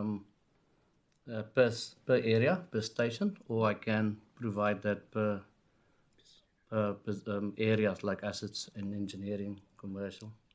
What was the first one you mentioned, Gerhard? Either per power station or location. Oh, per power station location would be great. Better? Thank you. So at Channel Island, we have 74 people. At our headquarters, we have 63. In Catherine, 4. Owen Springs Power Station, 27. Ronguren, 16. And Tennant Creek, 4. Oh, it continues. Waddell, we have 1. And Ulara, 4. So it all goes up to 192. Thank you. I hope the Waddell officer doesn't feel too lonely over there. Madam Chair, my next question. Can Territory Generation please provide the committee with an update on consultancies that have been spent, used and paid for in the reporting period? And can they also provide a breakdown of any consultancy that has cost more than $5,000? Hugh? Hugh Newen, General Manager, People and Governance. Thank you, Leader of Opposition, for the question. The breakdown would be, I think it would be better for me to take it on notice and give you a table. Yeah. Happy with that. Thank you. Thank you. Leader of the Opposition, can you please repeat the question for the record? Thank you, Madam Chair. Can Territory Generation please provide an update on the amount spent for consultancies in the reporting period, and can TGen please provide a breakdown of any consultancy that has cost more than $5,000? Chair, do you accept the question? The question asked by the member for Arnhem of the Chair has been allocated the number 12.1. Member for Arnhem. Thank you, Madam Chair. Can TGen please provide the committee with an update of work that is currently underway, as mentioned in the opening statement, for the Darwin Catherine Battery Energy Storage Project? And can you please provide any update on costs for the reporting period? Yes, Leader of the Opposition, thanks for the question. Dennis Bree. I'll get Min to talk about the detail of this, but we're on the cusp of it becoming fully operational. So, very exciting time. Min Tran, General Manager, Assets and Engineering. Thank you for the question. So the Darwin-Katherine BES project is a project that we're very excited about, and as our chair's indicated, it's on that cusp of being completed. So the project has completed its reliability run, so it's proven to be a reliable asset. It's actually online as we speak. So we're currently using it to support the stability of the grid. So if there's any network disturbance of any sort, the battery will automatically respond to inject power into the grid. The other application that we're using it for at the moment is for load shifting purposes. So whenever there's peak demand or peak load, the battery can release power into the system, which avoids starting up another gas turbine. So there's a efficiency fuel savings by doing so. So that's two applications right now that's been used for the BES. In terms of cost, we're on track on budget for that project. Thank you, Mr. Tran. And is there an update to the committee around the reporting period? So how much you've spent for the BES in the reporting period 1st of July 2024 to the 31st of March 2025? That's probably better for Joel to break down. Okay, I'll get Joel to answer that at CFO. Joel Dwyer, Chief Financial Officer. Thank you for the question, Leader of the Opposition. So for this financial year, we have only spent on the Darwin-Katherine BES just under $1 million. However, the full project to date cost of the Darwin-Katherine BES is $46.9 million. Thank you. And can the committee be provided with an indication of what that cost saving is that Mr. Tran talked about when a gas turbine doesn't need to be used to kick in and then dispatch the energy? We can attempt to do that, but the particular saving will come about when System Control finally accepts the BES. They're doing the reports now. What they'll do is they'll allow us to leave one of our machines off that normally run as spinning reserve. Yeah. That was in my introductory statements. We estimate that'll be just short of $10 million a year savings in gas, just purely gas. The other services that Min talked about are extra to that. Thank you very much, Mr. Bree. My next question, can Territory Generation confirm that the new anti-government policy that is around the transition to renewables and reducing the cost of net and achieving net zero emissions by 2025, is that affected the business of Territory Generation, or has that continued to be as is and status quo? Yeah, that really has had no impact on the way we go forward, because our practice has been that investment decisions were taken on a business case basis. That is, we had to see benefit, and we then took that benefit to government and asked for permission to go ahead. So the same practice is following. Thank you, Mr. Bree. Does Territory Generation work on the direction of the government around the transition to renewable energy and achieving net zero emissions, and how has that been reflected with the change of policy in the strategic planning and investment of the CSI?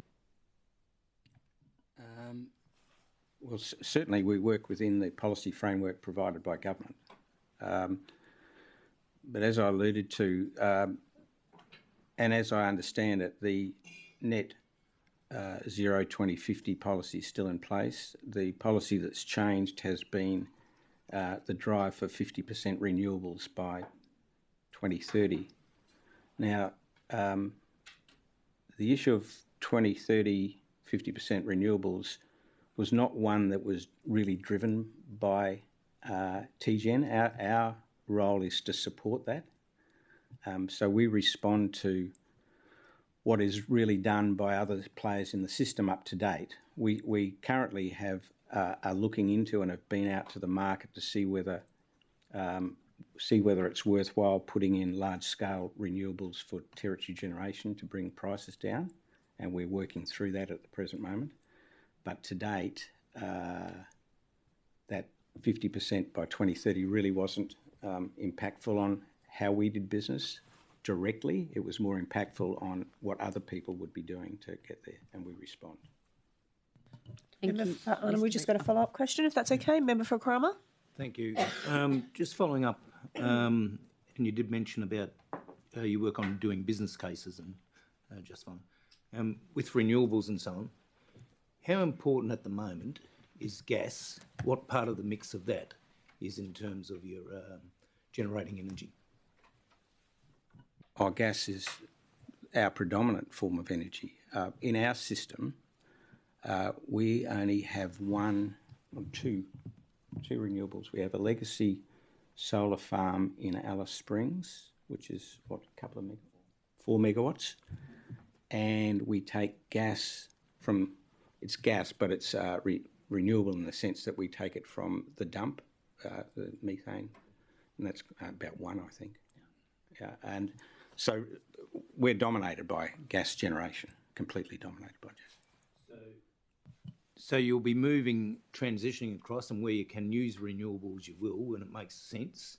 But at the moment, gas is the dominant source of energy. Oh, yes, gas is our dominant source of energy. I might comment that it has been reducing over the years as householders and businesses are bringing solar into the system.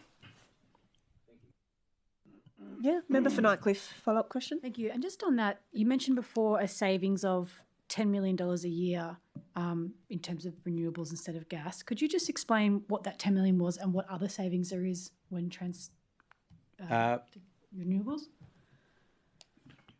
Do you want to talk about it? Look, I'll just talk about it generally, and somebody else might jump in and give you some better details.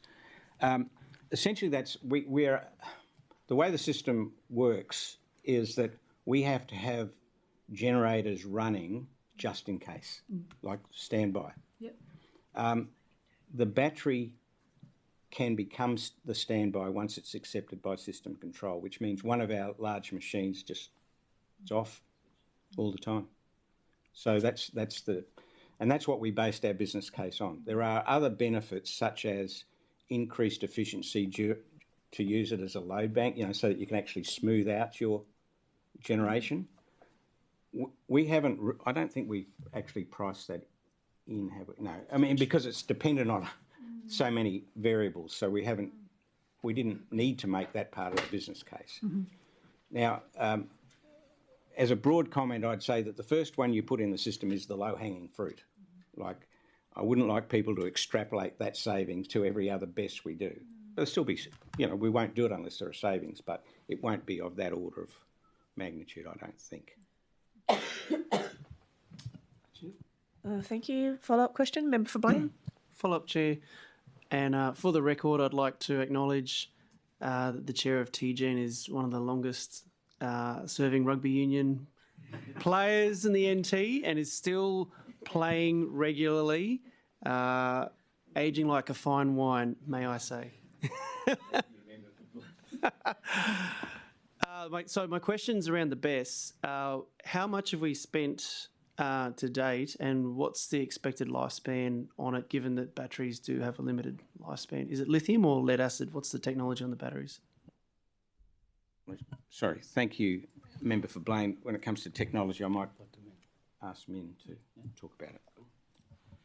Min Tran, General Manager, Assistant Engineering. Thank you for the question. So the battery chemistry is a lithium-ion battery.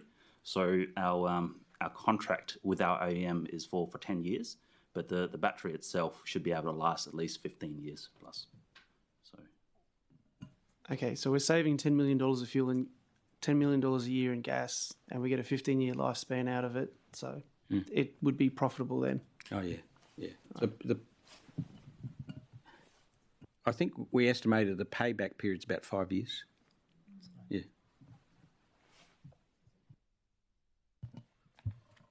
Thank you, Sorry, Member Farnham. Thank you, Madam Chair. My next question, what specific initiatives or projects is Territory Generation currently undertaking to support the Northern Territory's transition to renewable energies? whilst ensuring that the lowest possible cost to consumers and taxpayers is kept.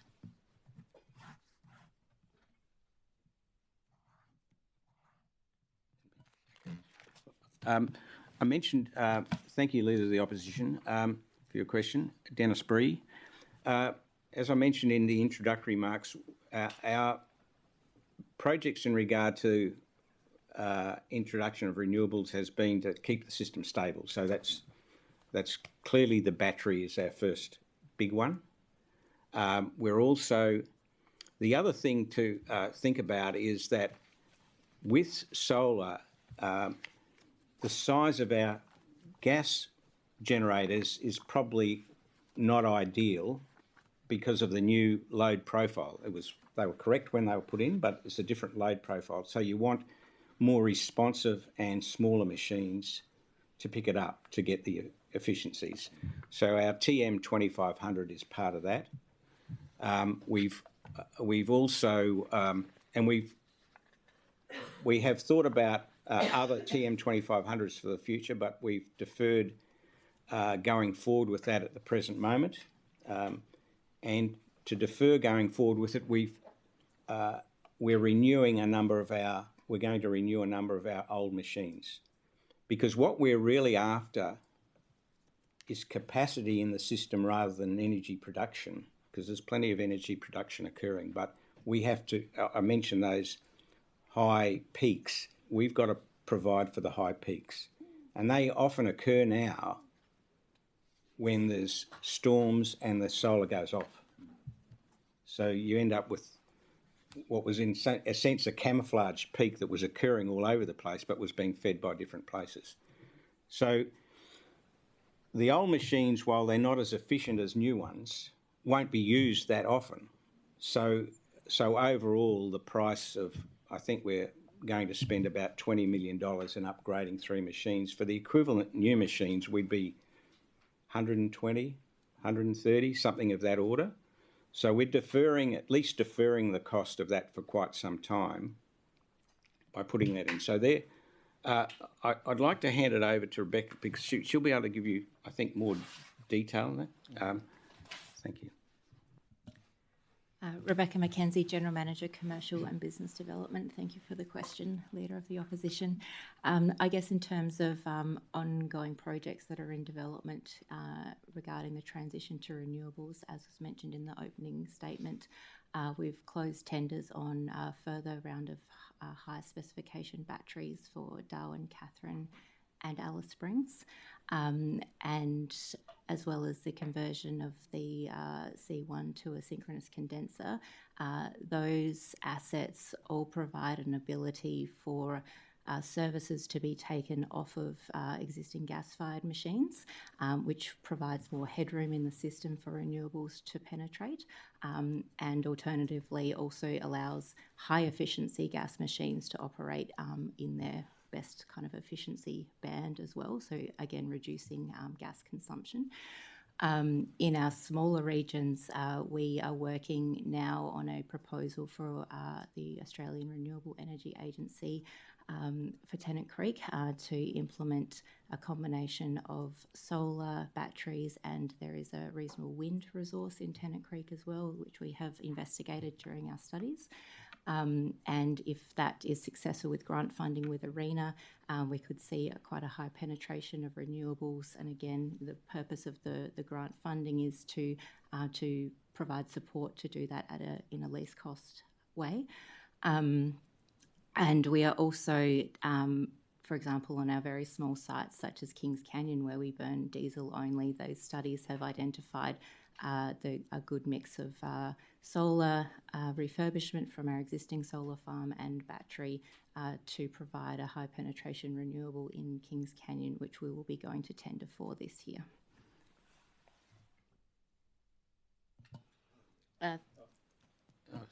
Sorry, Leader of the Opposition. There was one other matter that I think I mentioned is we've gone out to the market just to get ideas about what the future system might look like. And one of the things that, Beck, I don't think you mentioned, was the long-term storage batteries, which are, we call them all batteries, but batteries we're using that we've just finished is so different to long-term storage. Long-term storage batteries are more like the batteries we're used to, like in our daily life we're used to. These other ones are very responsive to the system and are really all about keeping the frequency control and a number of other things that I have no understanding of. We've gone out to the market and we've got information back about long-term storage and large-scale solar, and we're working through that at the present moment to see what the impact might be on future costs. And when we get it to a stage that's worth doing with a business case, we'll be going to various agencies in government that are set up to reflect on this, and then ultimately, if it works, to the government. Yeah. Thank you. Thank you, Mr. Chair, and thank you, Ms. McKenzie, for your response. I believe the locals in Tennant Creek call the high wind resource the Barclay Breeze. My next question through the Chair: how many system risk or non-reliability notices were received by TGen during the reporting period? Thanks for the question, Leader of the Opposition. Could we take that on notice, please? Thank you, and I'll add the second question in if that's all right through the Chair. Sure. Member for Arnhem, please restate the question for the record. Thank you. How many system risk and non-reliability notices were received by TGen during the reporting period, and what were they in relation to? Chair, do you accept the question? Yes, I do. The question asked by the member for Arnhem of the Chair has been allocated the number 12.2. Member for Arnhem. Thank you. Has the gas fuel supply been switched off at Ron Gooden Power Station in Alice Springs?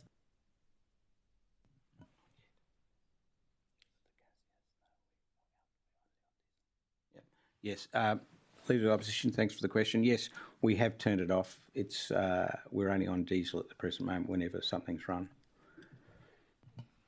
Thank you. And can TGen speak to the committee about what the future holds in relation to Ron Gooden Power Station, how long it will be providing power to the Alice Springs energy network? Thanks, Leader of the Opposition. 𝙍𝙀𝙇𝙀𝙑𝙍𝙍.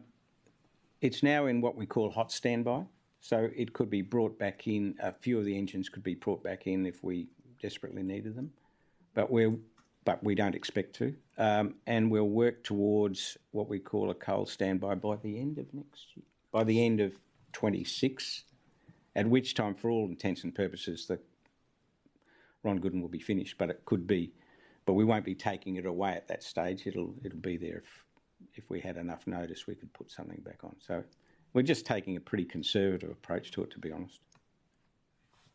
Thank you. Can TGen provide an indication of what the current output capacity is for Ron Gooden Power Station?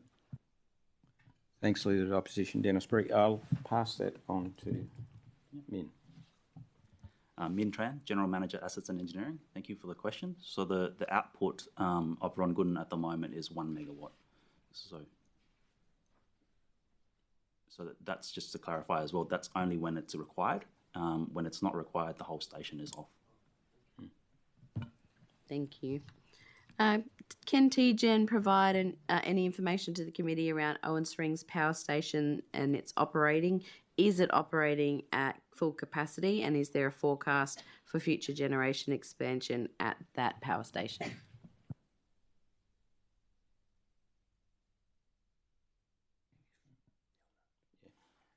It's currently running at full capacity, but we are looking at whether we need to expand at the present moment.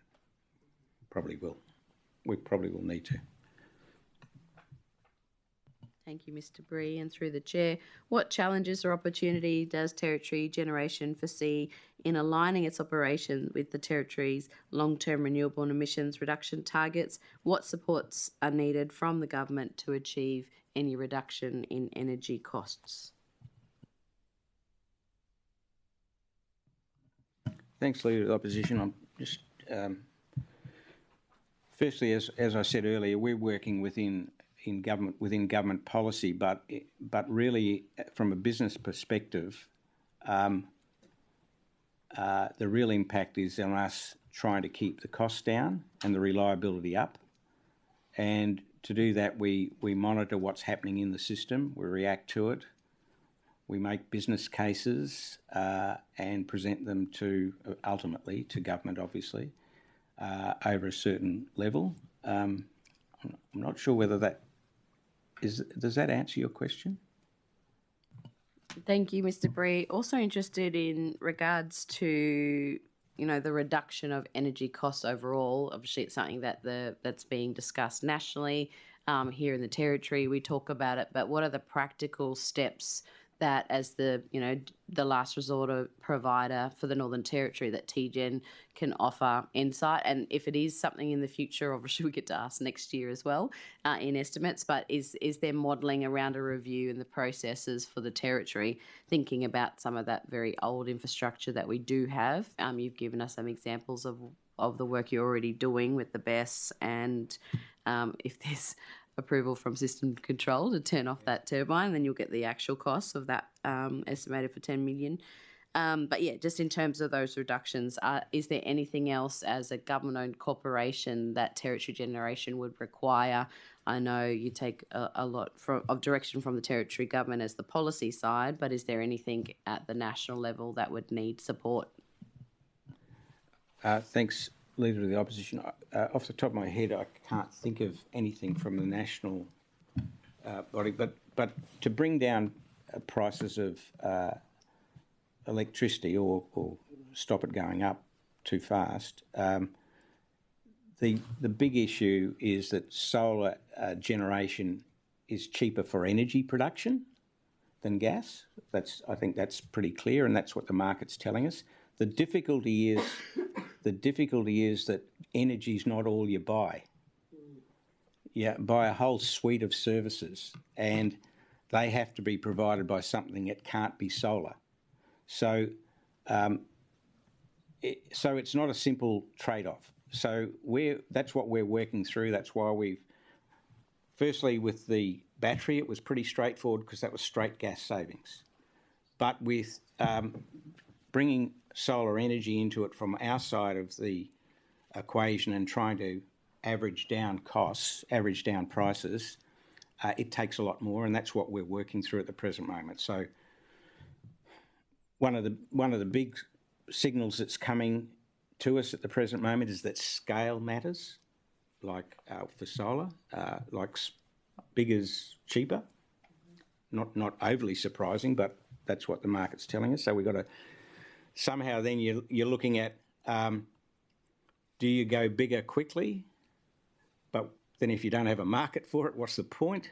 So we're doing a lot of trade-offs at the present moment to try and get the optimum point that we can see for giving the best reliable, secure system, cheapest, and just getting all those balances right.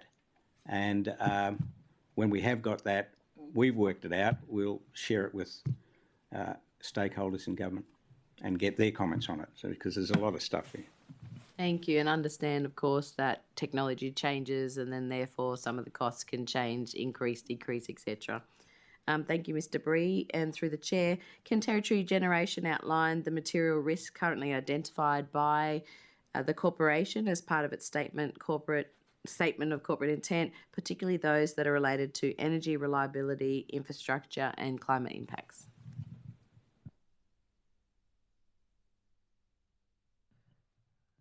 Sorry, Member for Arnhem, I'm just wondering whether or not that moves into the next section in the statement of corporate intent, responses to that, or if it's still part of the opening statement.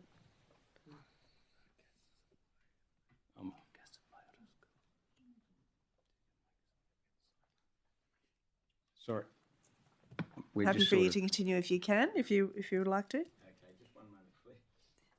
There was a lot in that question, Leader of the Opposition. I'm just trying to get a few points together here.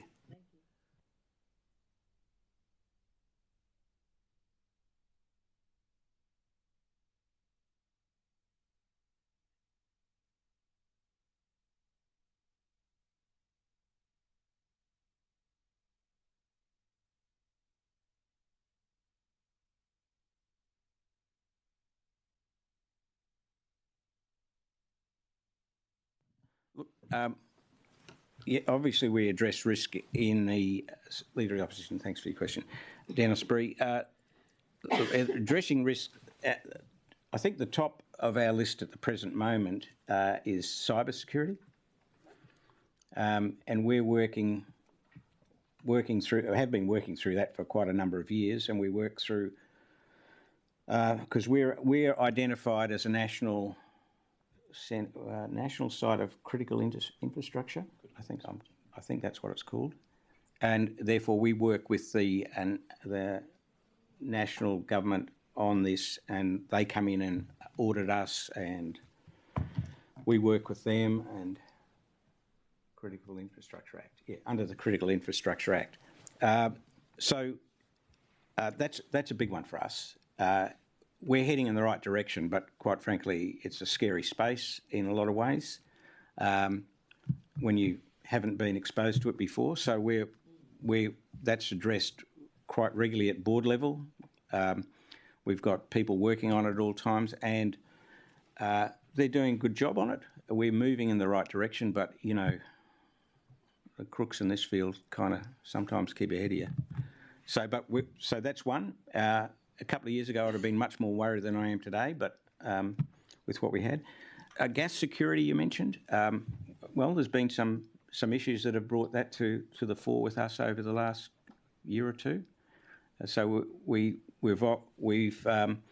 mitigated that risk to some degree by extending our diesel capacity in the system quite significantly, I think, so that if worse comes to worse, we can keep virtually everything, not everything, but a lot going with diesel. So that's one thing. We've also mitigated by spreading the, and this is through Power and Water Corporation because we buy our gas off theirs, but they've mitigated it by spreading the contracting load. So they have emergency gas from our LNG people, and we've got gas from Central Australia, and so I think these are the sort of things that make you nervous in our game. There's no question about it, because without gas, you know, we're in trouble. But we're more relaxed today than we were 12 months ago, to be honest. When we first realised what sort of issue was happening at ENI. And ENI, the field itself, is now producing a lot better. So all that's come together. Other risks for us, which is generic for the industry, is the fear of system blacks in any of our areas. We spend a lot of time. We had it in Alice Springs there a number of years ago, which you'll be aware of. We've worked very hard to ensure that the lessons learned from that have been transferred to our other systems. So you can never say never, but we're better. We're much better. Other than that, I think they're our biggest risks, but I'm happy to address others that you might want to identify. Just have a follow-up question from the member for Karama. Thank you, Chair. You mentioned that without gas we're in trouble. If onshore gas becomes available, do you see that as reducing that risk? Member for Karama, thanks for that. Dennis Bree, look, more sources the better as far as I'm concerned. I mean, you know, it's spreading the risk. And I understand that, I'm pretty sure I'm right in saying this, that the gas group at Power and Water have already entered into some arrangements with Beetaloo field people. I don't know which company, but so yeah, spreading the risk has got to be one of the mitigation methods. Thank you. Another follow-up question from the member for Blaine. Yeah, just going back to your comments on the system black that we experienced in Alice Springs. I remember the ETU were quite strident at the time. The organiser David Hayes made some very critical comments. One of the issues identified in the post-mortem of that system black was they didn't have a reliable or accurate system model after the new turbines had been installed. do you, now this might be over in the PwC area, but are you aware if, with all the changes with renewable energy and synchronous condensers, are the system models of the Alice Springs and Darwin-Catherine systems up to date and suitable in case of a similar event? I might, from a technical point of view, I might get Min to answer that. Yeah. Min Tran, General Manager, Assets and Engineering. The power system modelling obviously is a key part of integrating new assets into the system, and but generally it's more a question for power and water. We do participate in that process because our generators require to be modelled because we make up a big part of the system, but I don't think we can really comment on the overall state of the power system model. When was the last time your generators were modelled by PwC then?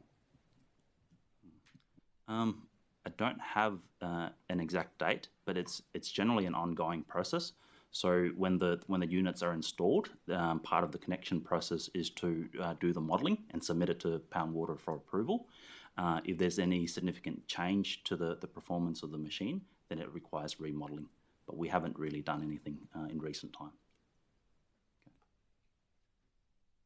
Thank you. Member for Arnhem. Thank you. And Mr. Bree answered the follow-up question I had, which was around mitigation to any risks that were identified. I've identified another source of gas. I think that's the NT government. You can go check out the chamber later on this afternoon. Sorry about that, Madam Chair. The next question that I have, it's getting serious, you know, we've got a lot of energy learning about what's happening in the landscape of the territory.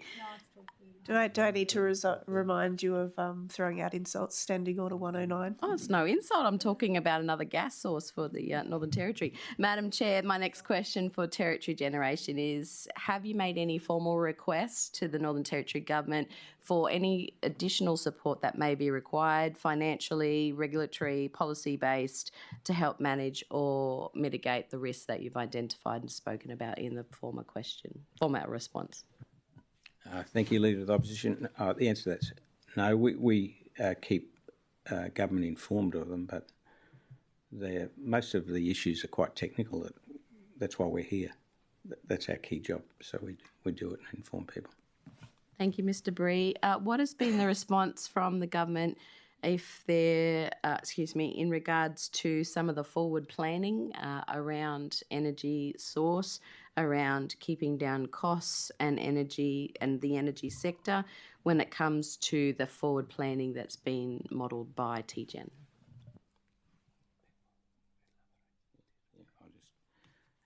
Dennis, thanks, Leader of the Opposition, Dennis Bree.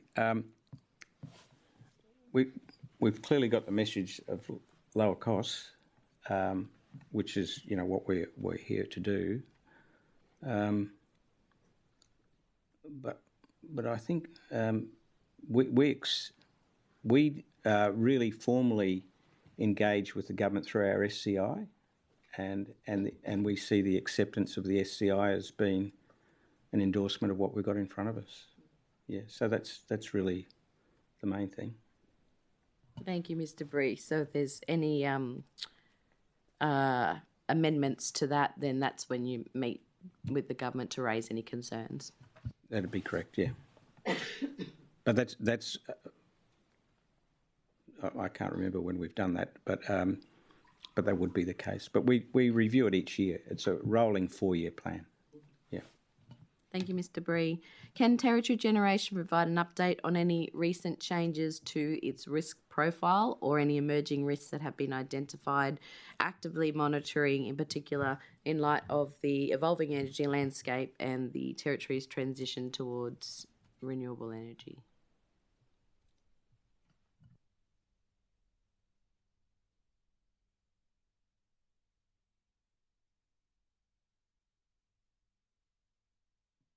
Thanks, Leader of the Opposition. I'm just looking around. I don't have anything on my mind, but I think the Beck's just confirmed. Like, we've had these risks on our table for quite some time, and our plan and our SCI and our future planning is all around about those risks. So no, there's nothing that's sort of jumping out at us. Thank you, Mr. Bree. Can Territory Generation please provide an update on the current capacity at your major plants and advise the committee, are there any capacity concerns around the reporting period or into the new financial year in relation to A, Darwin to Katherine, B, Alice Springs, C, Tennant Creek, D, Yulara, and E, Kings Canyon? Thanks, Leader of the Opposition. I'll pass that over to Min. Min Tran, General Manager, Assets and Engineering. Thank you for the question. In terms of capacity per site, so at Channel Island, we have approximately 268 megawatts.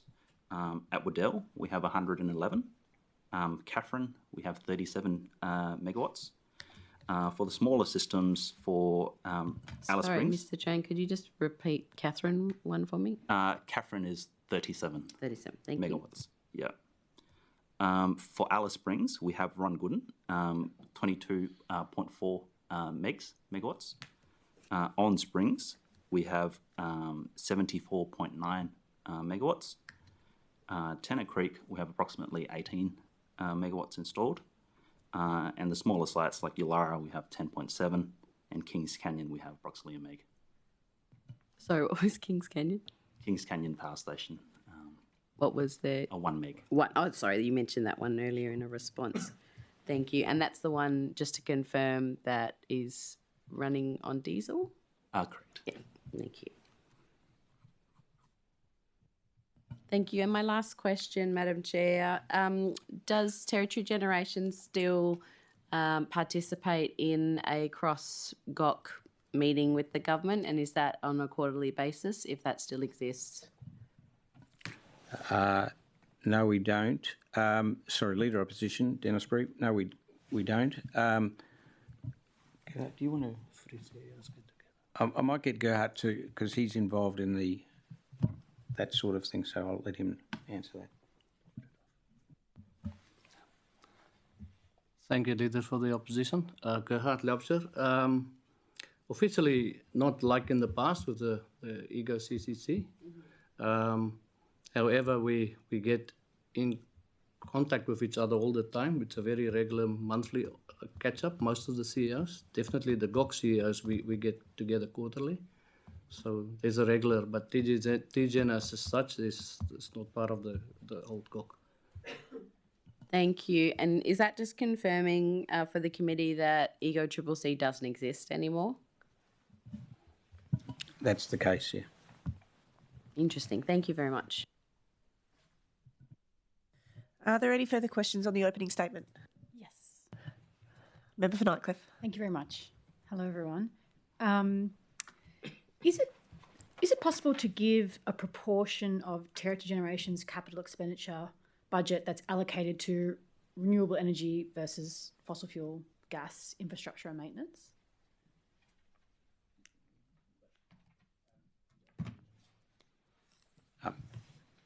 Member for Nightcliff, I'll just pass that over to Joel. Yeah, CFO.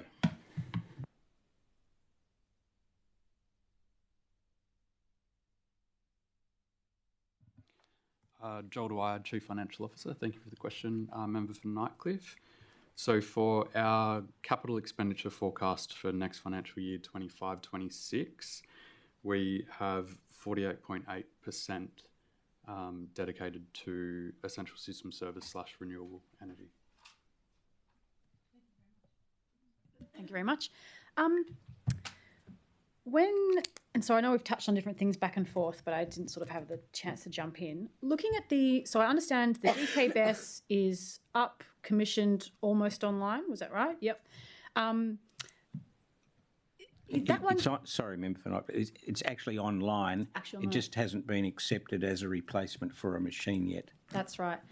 And with that synchronous condenser, so I just want to confirm, when that's accepted, that's when the gas turbines at Channel Island will be decommissioned? Member for Nightcliff. Sorry, one, yes. It's the BESS, when the BESS is accepted, not the synchronous condenser. Sorry, yes. Another thing. That's what I meant to say, yep. Yep. And is that the synchronous condenser, and just to clarify, is that the one that's being transformed, the turbine that is going to be decommissioned, is that the same turbine being transformed into a synchronous condenser? Is this separate to, I understand that, is this separate to the synchronous condenser being procured by Power and Water, or the same one? Member for Nightcliff, they are separate issues. Okay. Yeah, So 2 separate synchronous condensers. that's correct. Great, thank you. That was a big clarification that we needed to get. Thank you. Can I just ask on the back of Member for Nightcliff through the chair, are they still on order? Leader of the Opposition, that's a Power and Water matter. The C1 conversion's ours, and we're doing stuff with that. But the other one is Power and Water's issue. I'm not quite sure. I can't speak for it. Cool, that's right. Thank you. And so with battery capacity, would love to get an idea of what would be the current DKBESS is the 35 megawatt. Is that correct? Looking at ones interstate and looking at the size of our jurisdiction here, I've seen there's one with similar jurisdiction size in WA that's a 219 megawatt, 877 megawatt hour one in WA. Is that, well, what would be the optimal, sorry, let me rephrase this. Is 35 megawatt hour one is small, right, relatively? Should we be looking at larger batteries, and in which case, like, what would be an optimal size? Thanks, Member for Nightcliff. I might get, there is a plan. Great, great. I'll let Beck explain it. Rebecca McKenzie, General Manager, Commercial and Business Development. Thank you for the question, Member for Nightcliff. For the provision of essential system services, it is important for us to also consider the size of a contingency on the system. So therefore, the battery, for example, is around, it's actually more than 10% of what the maximum demand is on the system, but it is close to 50% of what the minimum demand is on the system. And so that's providing that sort of incremental replacement of a gas turbine in a similar size. Certainly, when you consider introducing long duration storage, alongside of large scale renewables, then those batteries will likely significantly increase in size, because their purpose is to shift energy, say from solar energy from the middle of the day through to the evening when it is most required, and provide capacity. And the size of that is a trade-off between this, again, a single large asset on the network, and then the recognised cost benefit of introducing larger, at scale assets as well.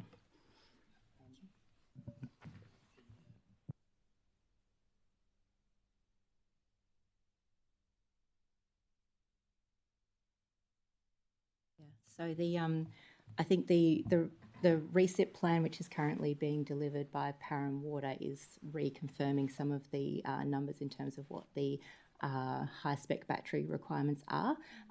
Previously, there was a report done which indicated around 105 megawatts of high-specification batteries may be required, and that was in support of the 50% renewable target. So that number, is being revised through new modelling now. Thank you so much. Are you able to tell me the name of that report that you just mentioned? The 𝙍𝙀𝙇𝙀𝙑 Electricity System Plan.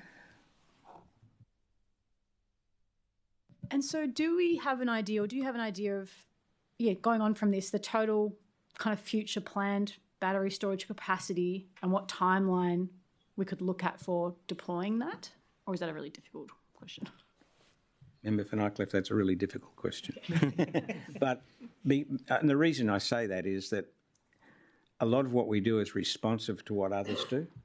Like, it's a matter of how fast solar moves into the system through other players. That's one big part of it.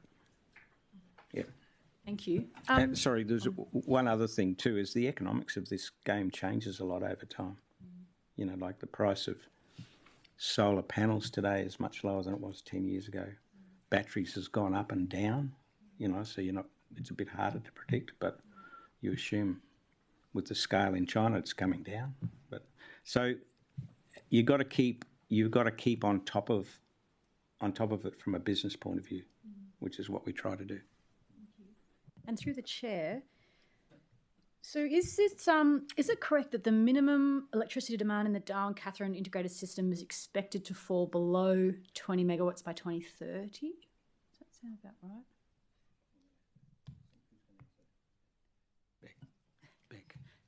Thanks, Member Fenwick. Just reminding everybody, this is not about opinion, it's only sort of facts. Yeah. Thank you. Yes, just the expected modelling or...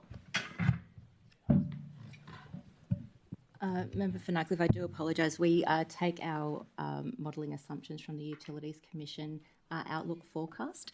I don't have that number directly in front of me right now, but our modelling is consistent with that forecast.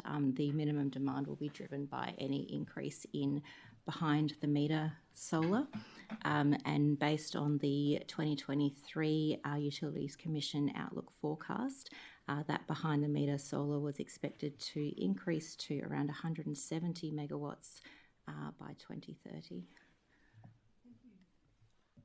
Through the chair, do you know what the current minimum generation capacity for the DKI is that what we call it? Member for Nightcliff, I think I mentioned...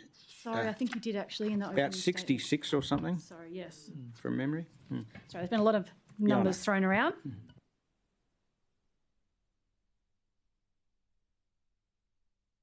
Is it possible to get an update on the status of DKBES 2 procurement and the size of the batteries and proposed locations for them? Thanks, Member for Nightcliff. I'll ask Beck to give you an update. Rebecca McKenzie, General Manager, Commercial and Business Development.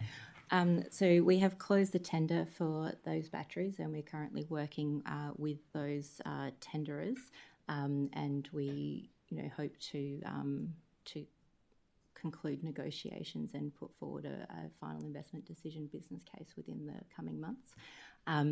The proposed sizes within that tender specification were a 36.8 megawatt battery in Darwin, a 19.8 megawatt battery in Katherine, and an 11.3 megawatt battery in Alice Springs.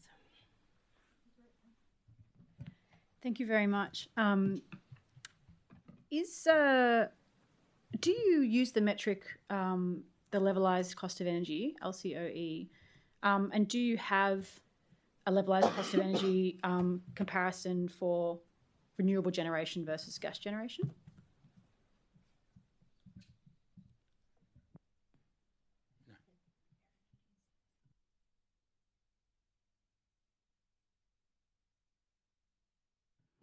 Thanks, Member for Nightcliff. The simple answer is no, we don't use that. But the reason is that energy's not the only thing we deliver. You see, the really important thing is the combined services of energy and all the systems services. So that's a much more important figure to us. Yeah. Thank you very much. Given the inevitable trajectory, I guess, towards renewables at some point, has there been any assessment made of potentially stranded assets in terms of the fossil fuel assets, and how is that risk being managed? Thanks, Member for Nightcliff. It's kind of business as usual for us to be watching what our assets are doing and how they're being used. So, and I think one example of us sort of looking at that more closely recently was we were aiming to put in a couple of TM2500s rather than just the one.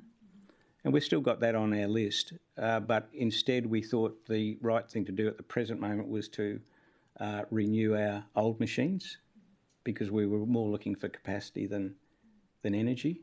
So I think that's an example of us keeping it under review.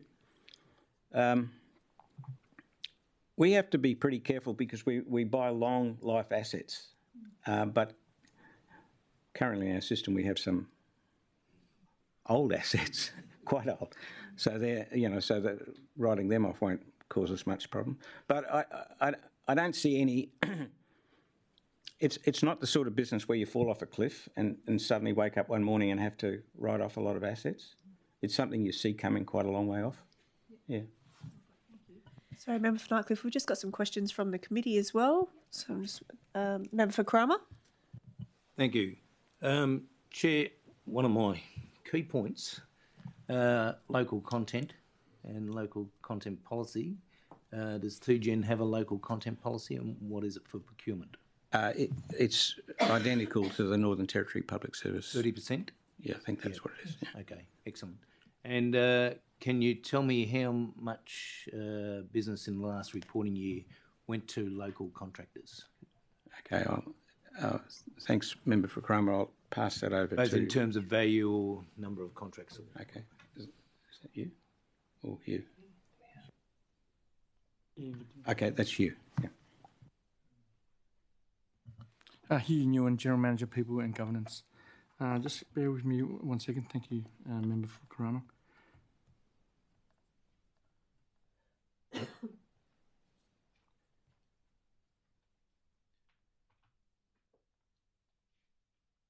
If you wish, I can put on notice. It's up to you. I've got it here. I've got the numbers here. So we've got, we looked at purchases above 50,000, 13 in the NT and 2 outside NT. 2 outside. Thanks very much. Thank you. And Member for Blaine. G'day. Going back to the turbines and just the discussions of renewable energy, is there any increased wear on the turbines due to having to manage as a synchronous condenser?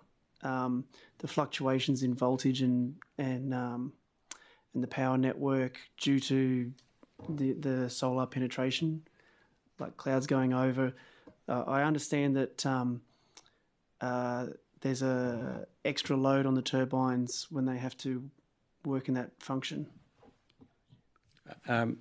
Look, I can get others to talk, but just as from a layperson's point of view, well, firstly, the synchronous condenser is meant to even out a lot of that, so that's put that to one side. But the big thing that seems to hit our turbines is stopping and starting, and so there's no doubt there's more stops and starts, so that does take quite a load on them. But who would like to? You? Yep. Rebecca will talk further. Okay, thank you for that question, Member for Blaine, Rebecca McKenzie. The increase of behind-the-meter solar as well as the large-scale solar does cause Parramatta from time to time to make changes to the risk notices, which would increase the amount of spinning reserve that we hold on our turbines. So when there is an increase in spinning reserve by those turbines, then they do, as Dennis mentioned, start and stop more regularly and also tend to operate more run hours and less efficiently. So these are the exact type of services that we are looking to transfer over to batteries. And follow-up question about, so we've talked a bit about the synchronous condensers, and for any lay listeners, we only have 10 minutes, so they might need to Google that term. How, just to summarise, because the discussion has wandered a bit, how many synchronous condensers does TGen look after? How many are you looking to implement? And if we could get an indication on the cost? We don't have any at present, but I'll let Beck answer the question and explain what they do. Thank you for the question. So a synchronous condenser, very generally is a device that can sort of maintain synchronisation with the network, a large mechanical device as opposed to a battery which will respond electronically very quickly. What it provides is system inertia, which is a critical service to provide a very fast response when there is a disturbance in the system, as well as system strength. We currently, as Dennis mentioned, do not have any in our network. We are planning to convert one synchronous condenser at Channel Island. The cost, we have recently closed a tender for the completion of that project, and so as we go through that sort of tender and probity perspective, we don't want to signal to the market at this point in time, unfortunately. However, it is something that will become available once that project is approved. All right, and follow-up question. Given the high rate of penetration, and the reason why we need a synchronous condenser is because of the high rate of penetration of solar, not to lead, sorry, I'll let you answer that question. So the services currently provided, in particular by the gas turbines at Channel Island, do provide that inertia into the system. It is a question for really Param Water and their technical modelling in terms of how much inertia is needed as the transition continues. However, the synchronous condenser helps us to provide those services without burning gas. Yeah, thank you. Moving on. What is the last question? What is the expected lifespan on the turbines at Channel Island? When do we need to purchase another one? Member for Blaine, good question. But the thing to remember about these machines is that the original ones probably had a life of about 25 years, but they've been there much longer than that because we work on them. And at each point in time, you can take a decision as to whether upgrading, bringing all the stuff that hangs off it up to date is a better decision than making it an anchor and bringing in a new one. And that's the way we look at it. So it's probably would be misleading to sort of give a life for each of those machines because there's parts of them that can be used for some time. And the C1 is a classic example. We would not have foreseen 10 years ago that we would be bringing it into a new life and a new way of life. Yeah. Did you want to say something? Yeah. Sorry. I should jump in. Member for Blaine, Dennis have answered 90% of the question. Every year when we do this SCI, the 4-year short to medium term plan, we relook at it, and it's really business as usual for generators to expand, provide more life to the assets. I have a plan in front of me where I know exactly the end of life for every one of our assets through, I think we've got 64 assets in the NT. And we look at that all the time. It's just engineering 101. So it depends on the amount of money, depends on how long we want to. We keep it as minimum as we can, and it's always that balance between costs, reliability, and system security. And that's what we're trying to do in the transition to renewables too. I'm happy to surrender my time to the member for Nightcliff. Thank you. Member for Nightcliff. So what you just mentioned about having the end of life for all the assets that you've got, are you able to share that with us? Like on notice? Yeah, absolutely. It's a long list, but we can share that on it. Yeah, thank you. Sorry, Member Nightcliff, we're happy to share because it's not a secret, but can I just make the qualification that on those dates that they won't drop dead necessarily, Yes. because we may have made decisions on the way through, because hours run is a big thing. So the way the system works, if you drop the hours, you increase the life. So if you can take it in that context, we're happy to share. Member for Nightcliff, please restate the question for the record. Could I please get a copy of the end of life projections, perhaps is the term to use, for the assets at TGen? Chair, Chair, do you accept the question with the caveats attached? Yes. The question asked by the member for Nightcliff of the Chair has been allocated the number 12.3. Thank you very much. Are there any further questions? Yes, please. Member Just for to Nightcliff? clarify, when we're talking about this condenser and the turbines, are you able to tell me how many gas turbines are there at Channel Island?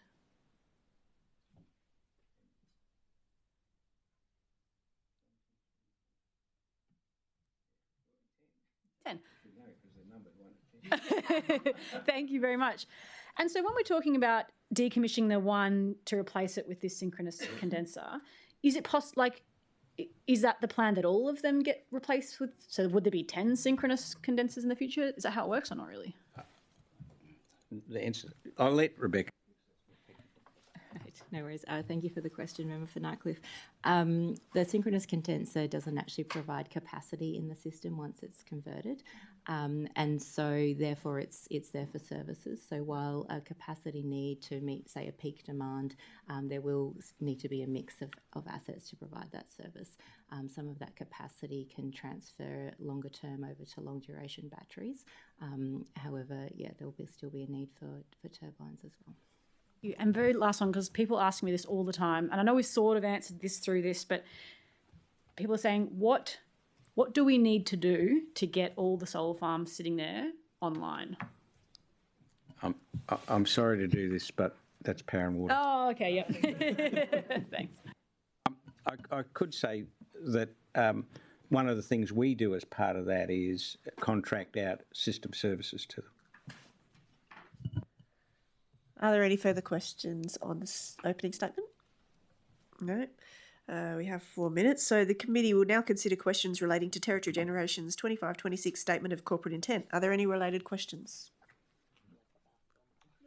I could, if there's time, I'm not sure if this should have gone opening statement or here, but I just picked up on something you said earlier about that you obviously have to work within government policy. I guess you're guided by that, but also you've got your business case and around keeping costs down. Are those two ever in conflict, and how do you deal with that? I've been chair for quite a while, but I don't think I can't think of a conflict that sticks out. I mean, no, I can't think of that occurring, but we just have to put a business case, and if it's a compelling business case, that means that there's more benefit than cost. Most people think that's a good idea, I found. Are there any further questions? Okay. Well, that concludes this session. On behalf of the committee, I would like to thank you all for participating today. Mr. Bree, do you have any closing remarks? No, thank you very much for having us here. Thank you. Thank you. One agency that finished before time, yeah. I should have made my speech longer. Thank you very much for attending today. The committee will now consider outputs relating to the Department of the Legislative Assembly. Thank you so much.